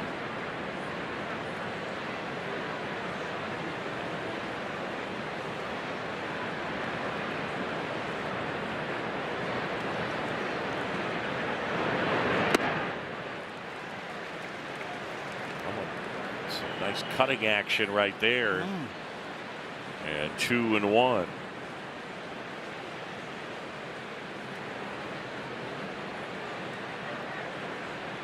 Brewers lead at 3-0. We're at the top of the 8th.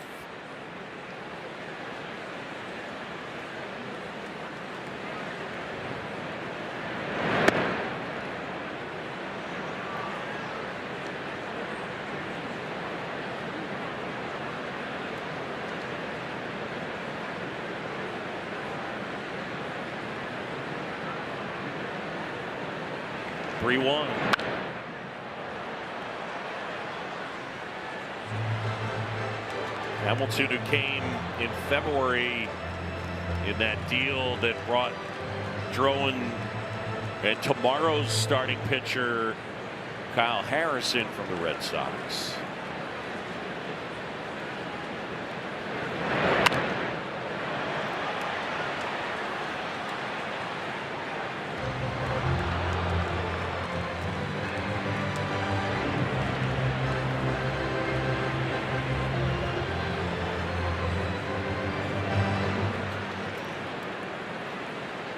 Harrison's been really good for the Brewers as well. He's got a 2.09 ERA.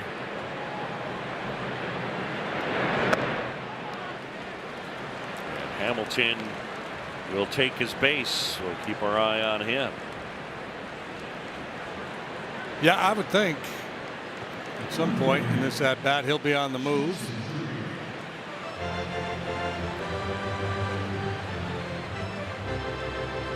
Aaron Ashby is up in the Brewer bullpen. Looks like he'll be next.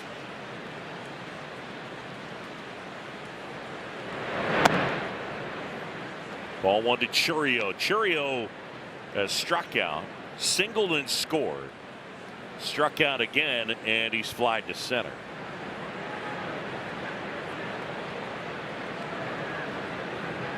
Brewers with a 3-0 lead. There goes the runner. Pitch is lifted in the air to right field. Suzuki.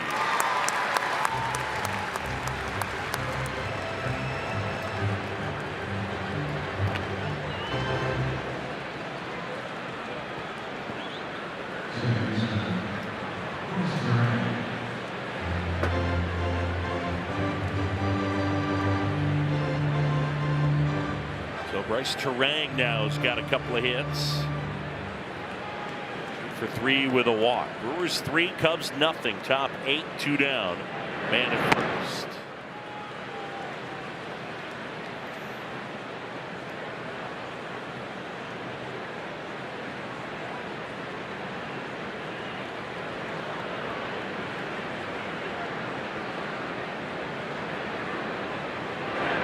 Runner takes off. Throw down to second. Tag safe. Really close.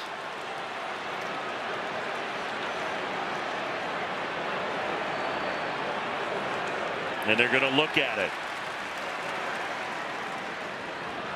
Worth a shot, right? Down 3 in the 8th inning. Think there's any chance you got him? Take a look. The Cubs are challenging the safe call, second base. Corey Blazer had the call. They're taking a second look. A second opinion is always a good idea. Get yours at Northwestern Medicine. Maya had a good pitch to work with, quick feet, and got off a good strong throw. It's a bang banger at second. Don't see enough there to overturn.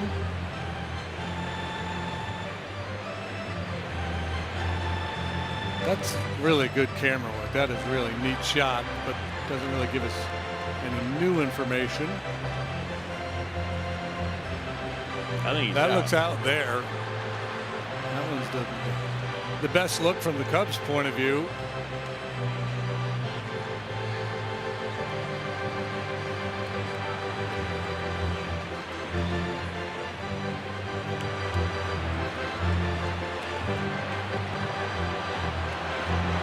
We had that play on the road trip to play at the plate. Carson Kelly made the tag, and I thought for sure they would overturn that one, and they didn't.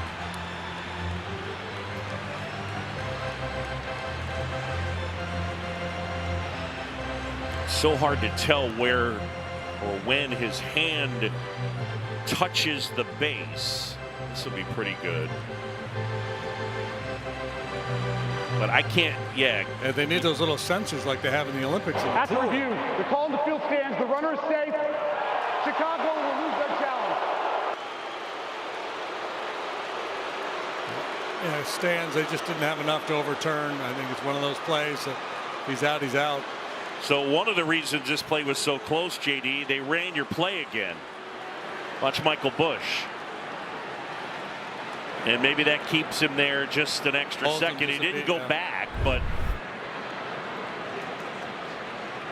is it okay that I called it your play?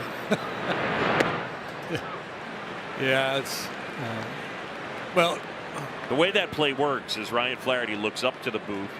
JD waves at him. Go to my nose and my chin. Yeah. Taps his head as well, and then Michael Busch dekes the runner back to first. Remember they did it.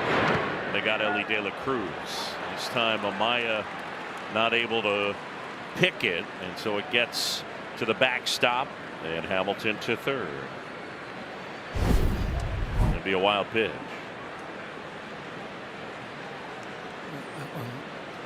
Miguel kind of gets stuck. Just reaches for it with his glove as opposed to trying to move his body.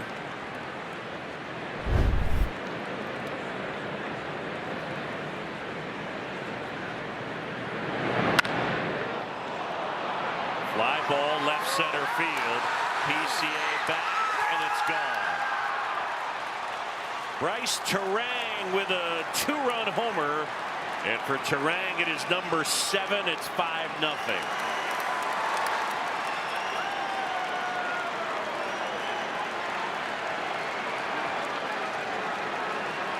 Brewers had a number of chances through the middle innings of this game to play add-on. Couldn't do it, and now they get a big swing of the bat here from Terang. Try fastball up. And Terang all over it.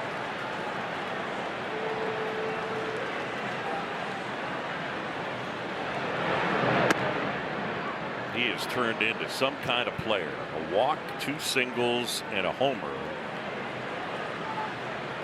He was speed and defense guy, and now when he came into the game with a .471 slugging percentage, it's just different.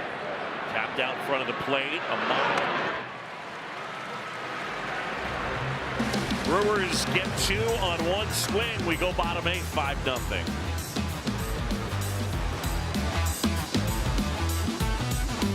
We focus on Pickham Mizorowski, the big hard-throwing right-hander for the Brewers. He was on point tonight. He's on quite a roll. 18 1/3 scoreless innings coming into this one. 6 scoreless here tonight. A bunch of fastballs at 101 miles per hour. JD only had 12 swings and misses. That matched a season low. We didn't face a lot of hitters, and we got some couple of 2 or 3 called third strikes. Base hit the other way for Pete Crow Armstrong. So Ashby comes into the game. Carries that one on Pete's thumbs, and he got enough of it to flip it the other way for a single. Well done. When Ashby's right, the ball is on the ground a lot.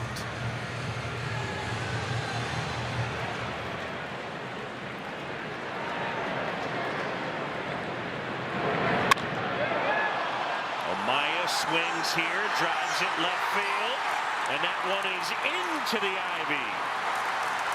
It'll be a ground rule double. All right. Cubs have life.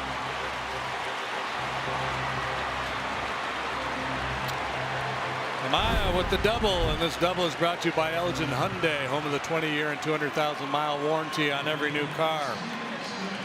Set up shop, second and third, nobody out, top of the order.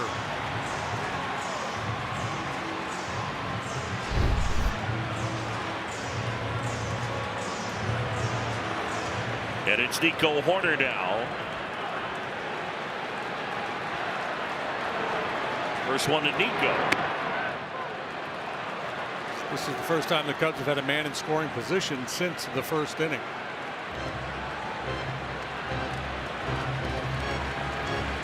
Horner has walked, flied to center, and single.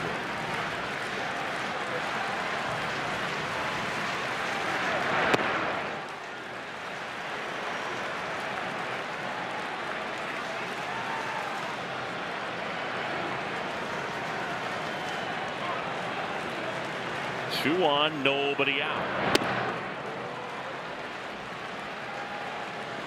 91-mile-an-hour changeup. A little fadeaway there. Got a real nice curveball, and also throw some sliders.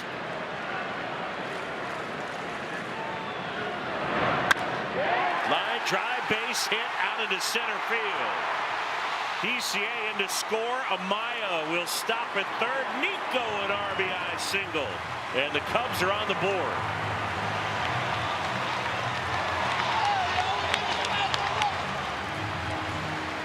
Three straight hits. It'll bring Chris Hook to the mound.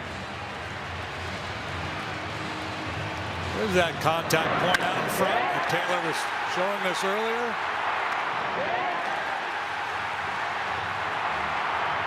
No need to be aggressive with Amaya.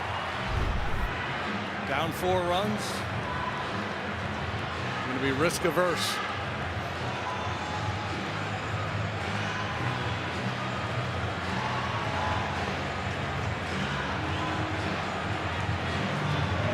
Ashby, like the starter Mizorowski, drafted out of Crowder College. Yep. He made his big league debut against the Cubs in 2021. A wild game where Jake Arrieta started. I think the Cubs were up 7-0. Yeah. They lost. Yeah.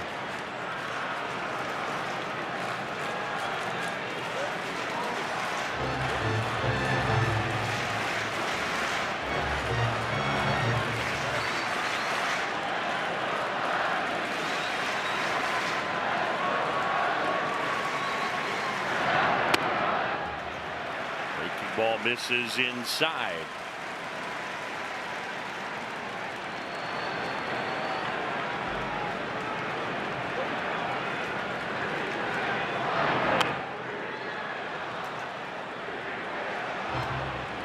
Chad Patrick up and throwing in the pen. The right-hander.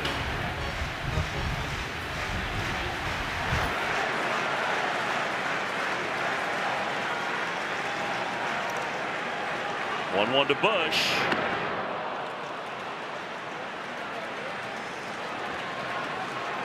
Good thing he didn't hit that one. It might have been a double play. Watch the sinking action on this thing. Tell you what, they got some arms at the back of this bullpen. Closer is Abner Uribe. He's nasty. Called strike 3, and Bush is gone on strikes as that just got the corner.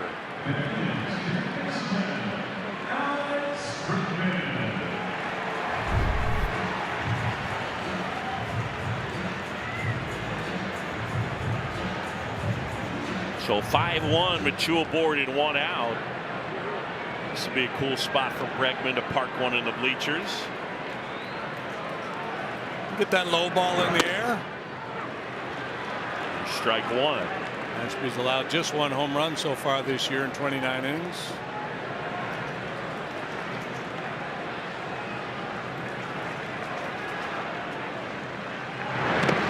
In the dirt, kicks away from Contreras. And Horner will scramble down to second. Amaya thought about it. But again, down 4. Be cautious here. It's a spiked changeup. Wild pitch.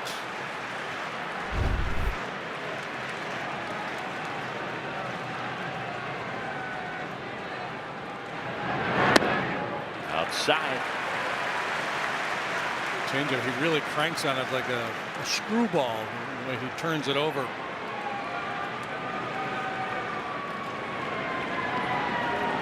Second and third, 1 out. Bregman at the plate. Ashby 2-1.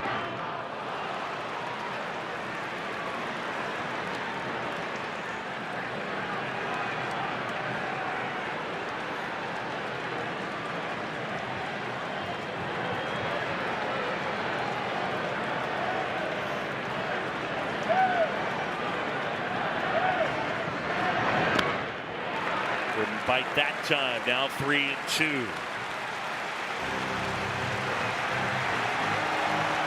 Here comes the crowd. Brewers lead at 5-1, but 2 aboard, 1 out. Bottom 8, huge spot. Bregman waits. Ashby deals. And that is called strike 3. He went with a curveball and got him looking. Great pitch. Yeah, sure was. 12th time Cubs have struck out tonight.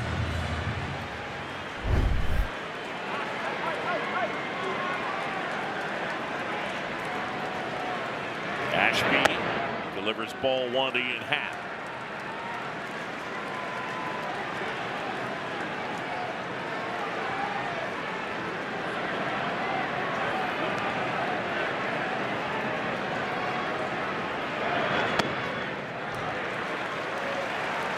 Nothing.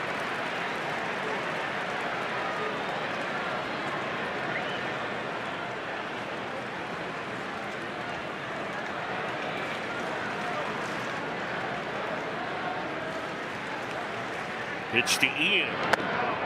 3-0. Seiya Suzuki lurking in the on-deck circle.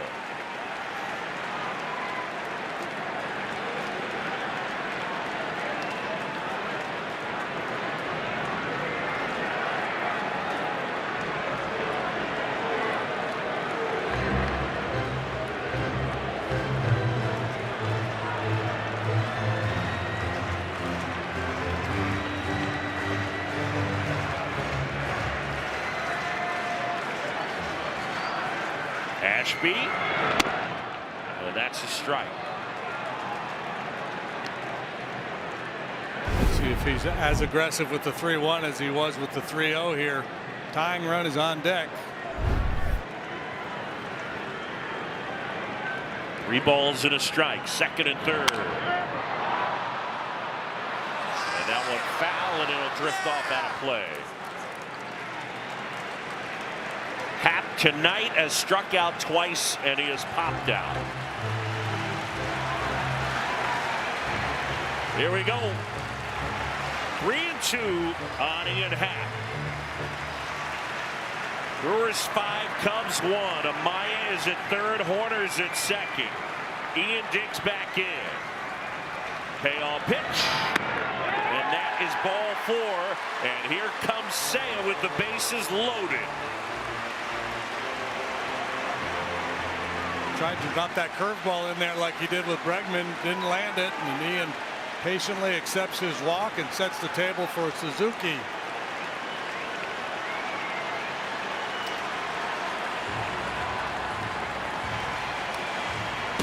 Suzuki v. Ashby.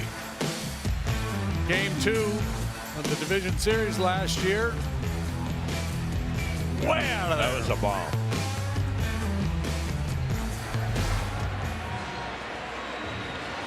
Chad Patrick had been getting loose in the pen.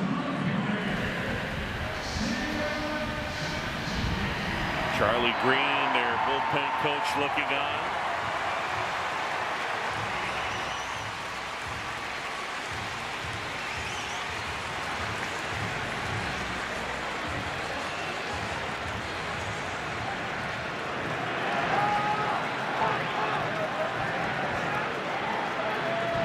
Here we go. And that's ball 1. All right, so JD. Yeah. If Patrick is up and ready and they just ask Contreras to go talk to him, what do you think the thought is? I think the thought is this guy doesn't give up the long ball very much, and that's what they're going to lean on. That's in there for a strike. Suzuki is struck out swinging, single to right, and struck out swinging. 2 career grand slams, one right here with Tyler.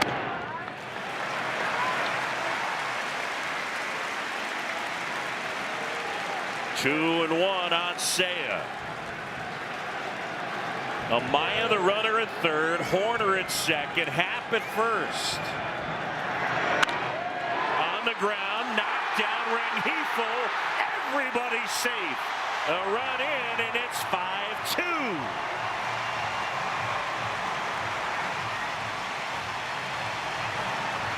108 miles off the bat of Seiya. Suzuki just eats up Rengifo.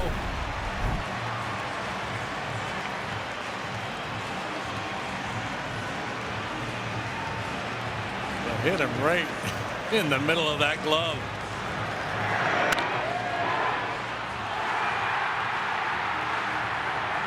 So the run comes in, and it was just announced Matt Shaw heading for Ballesteros. And now Pat Murphy out of the dugout. He'll take the baseball from Ashby. Chad Patrick coming in for the right-on-right matchup. Break in the action with our pitching change.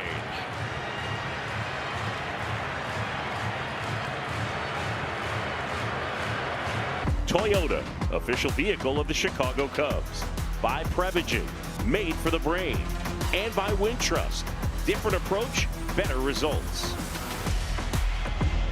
Back at Wrigley, and a pumped up crowd is going to watch Michael Conforto pinch hit for the pinch hitter Matt Shaw against the new pitcher Chad Patrick. Well, we've seen this act before. Conforto has come through with some big clutch swings of the bat.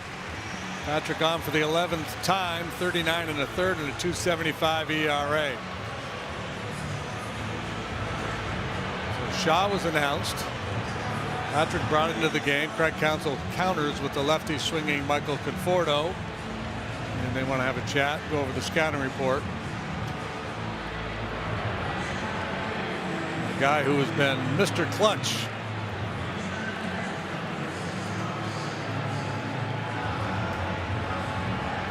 But despite the fact that the Sunday game ended on the Carroll homer, man, that was some moment when Conforto tied him. Yeah, oh my goodness. Yeah, you know, and he had the walk off here.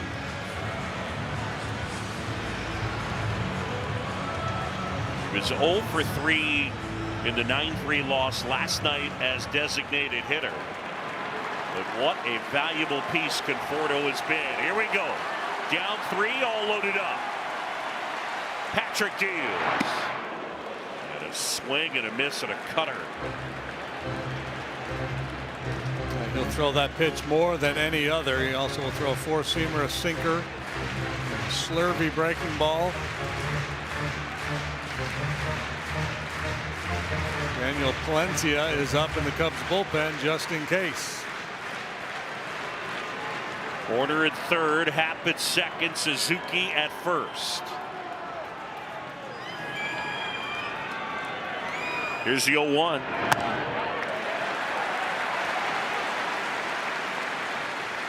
You know, we'd love to see the grand slam, but I'd be down with the bases clearing double here.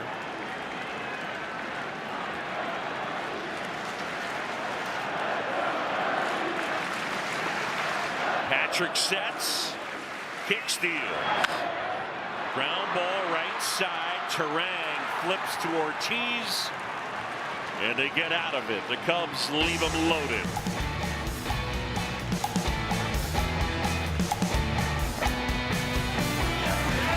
With crisis text line to increase mental health awareness. For free 24/7 confidential support in English and Spanish, text MLB to 741-741. And for more, down to Taylor McGregor. Well, JD, Cubs are celebrating Mental Health Awareness Month. So before the game, they selected a nonprofit to be the beneficiary of mental health awareness special ticket offer, and that recipient is Champion Forward, the nonprofit that Ben Zobrist founded to help athletes, parents, coaches in a mental and emotional way. So a moment for Ben Zobrist before the game. Yeah, great to see him raising awareness to something it feels like more and more people and kids are getting comfortable talking about. Maton gets a swing and a miss from Yelich. It's been a rough go for Phil. His 15th appearance in an ERA, 9.49.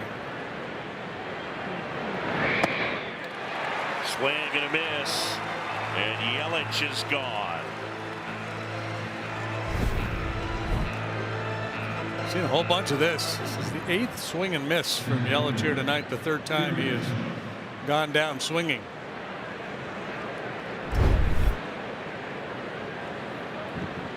One down, base is empty, and here's Garrett Mitchell. Brewers lead 5-2. JD, remember the other night when Maton was in the game and we were talking about how he holds the ball pre-setup. Bounced up the middle, and Swanson throws it in and throws him out. Mitchell is gone, 2 away. So when Maton gets the ball and goes back to set up to set, he grabs the baseball in a circle change grip. And we were discussing that, and the part that's kind of interesting here, watch him. He grabs it and he goes to circle change grip and then goes into his glove. That in and of itself isn't especially unique. However, my point was he doesn't throw a circle change. Yeah. What are we doing? So I asked him, and he said, yeah, I don't throw one. I simply do it because as the starting point, it means that when I put it in the glove, I'm going to have to change the grip regardless. So it's kind of, I think something, he didn't say this, my words. I think to some extent it's his mechanism to basically, you know, there's no, it's sort of a pitch tipping kind of preventative measure, right? Because he's not, I suppose, yeah. Yeah, I mean, he never throws a changeup.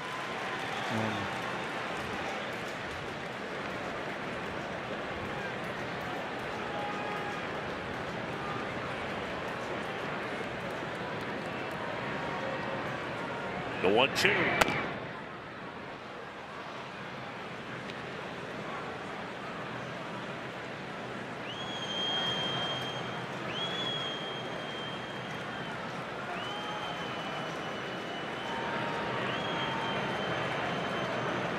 Two and two to Bowers.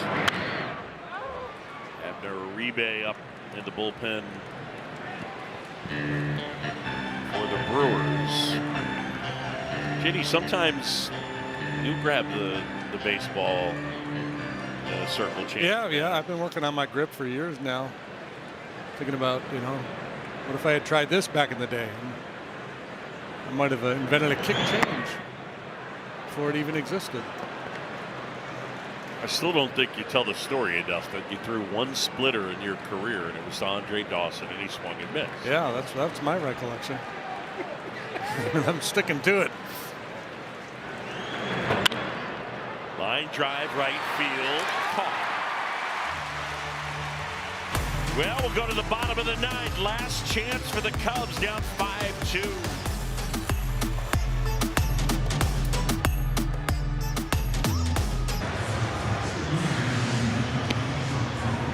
Well, Abner Uribe is the guy the Cubs are going to have to get to come back and win it or send this one to extra innings.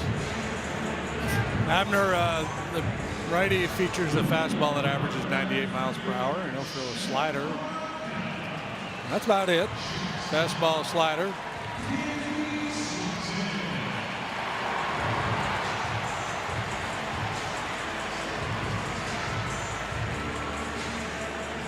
So Dansby Swanson to be followed by Crow Armstrong and then Miguel Amaya. That's who's scheduled. Uribe.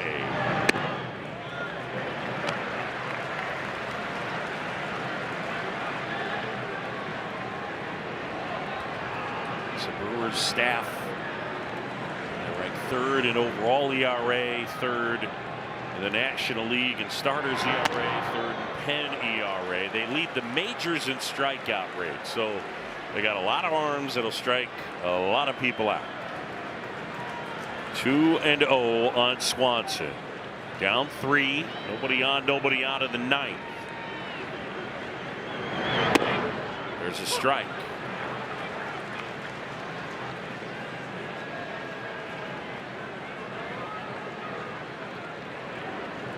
Uribe is a wiry guy.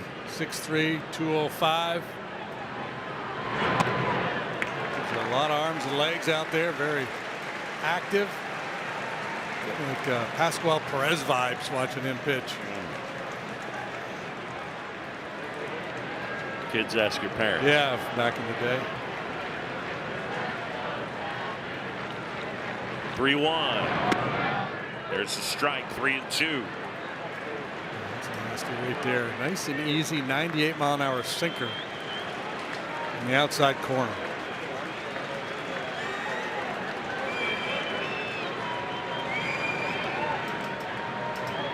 3-2 pitch. Ooh. Challenge. Pitch is called a strike. The batter's challenging.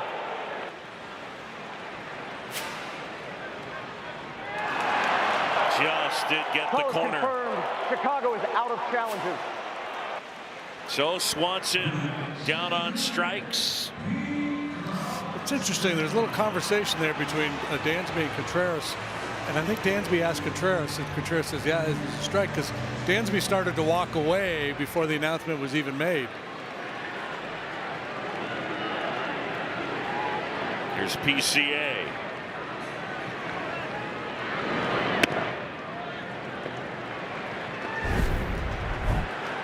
Watch. What do you think?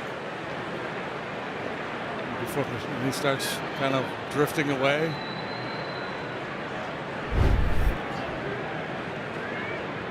Catchers know, don't they? Clearly. To the right side, Terang. To Bowers, and there's 2 away. Well, it's one of the things that we keep seeing is that between the pitcher, the hitter, and the catcher, it's the catcher who knows best.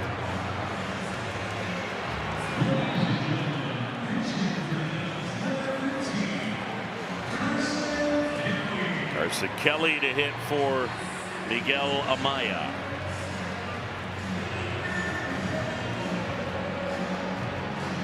Brewers lead 5-2. Cubs down to their final out.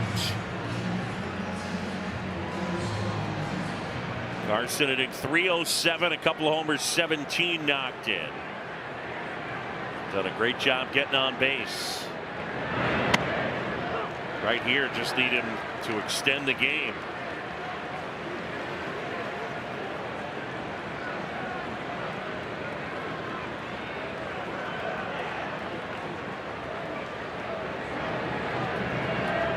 0-1.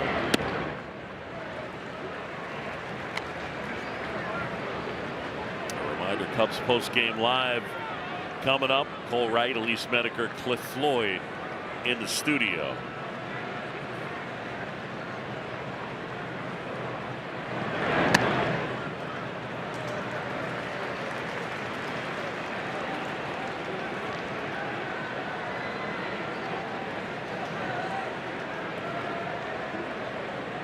Two and one on Kelly. 2 outs, bottom 9, nobody on. 2-2.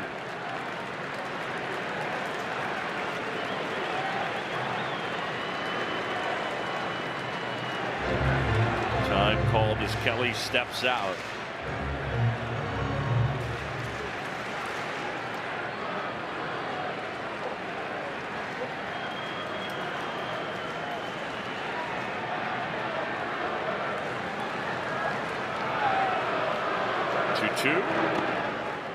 Kelly wouldn't chase. Cubs have struck out 13 times tonight. That matches the season high for a 9-inning game. And this is a club that doesn't strike out much, but they were up against some frontline pitching here this evening. Uribe ready. 3-2. On the ground to short. Ortiz takes it in. Throws to first, and the Brewers have taken the first 2 here at Wrigley. 5-2 the final. And it really started with Jacob Mizorowski, was absolutely dominant, JD. Yeah, 6 scoreless innings from Mizorowski here tonight. He struck out 8 and allowed just 3 knocks. He walked 1. The bullpen for the Brewers, aside from Ashby, really good. And it was the kind of game where you knew you'd probably have to pitch really well. And Ben Brown was okay tonight, got out of a couple of big jams, but charged with 3 runs, and that proved to be the difference. Brewers take over first place in the National League Central. 5-2 the final for Jim DeShays, Taylor McGregor, and our entire crew. I'm John Shambi. Thanks for watching Chicago Cubs baseball here on Marquee Sports Network. Brewers win it over the Cubs 5-2. Tomorrow in the finale, Edward Cabrera, Kyle Harrison. Your starters coverage begins at 5:30. Up next, it's Cubs post-game live. Cole Wright, Elise Medeker, and Cliff Floyd. Cole, take it away. Well, thank you very much, Boog. A 4-game losing streak in the works right now, and the first time in all of May that the fellas aren't in first place. Yeah, I mean, it's just a shame because this is a big series. You're up against a big pitcher and just can't get it done. 8-8 season series, Cliff. Not where they want to be. No, but you know what? Miz had 26 pitches in the first inning. So I thought there was a chance you can get him out the game early, but he settled in nice as we saw and pitched to Jim. Yeah, 21 pitches, 100 miles and over. We'll tell you all about it. That's next, coming your way on Cubs Post Game Live. Do not touch that dial.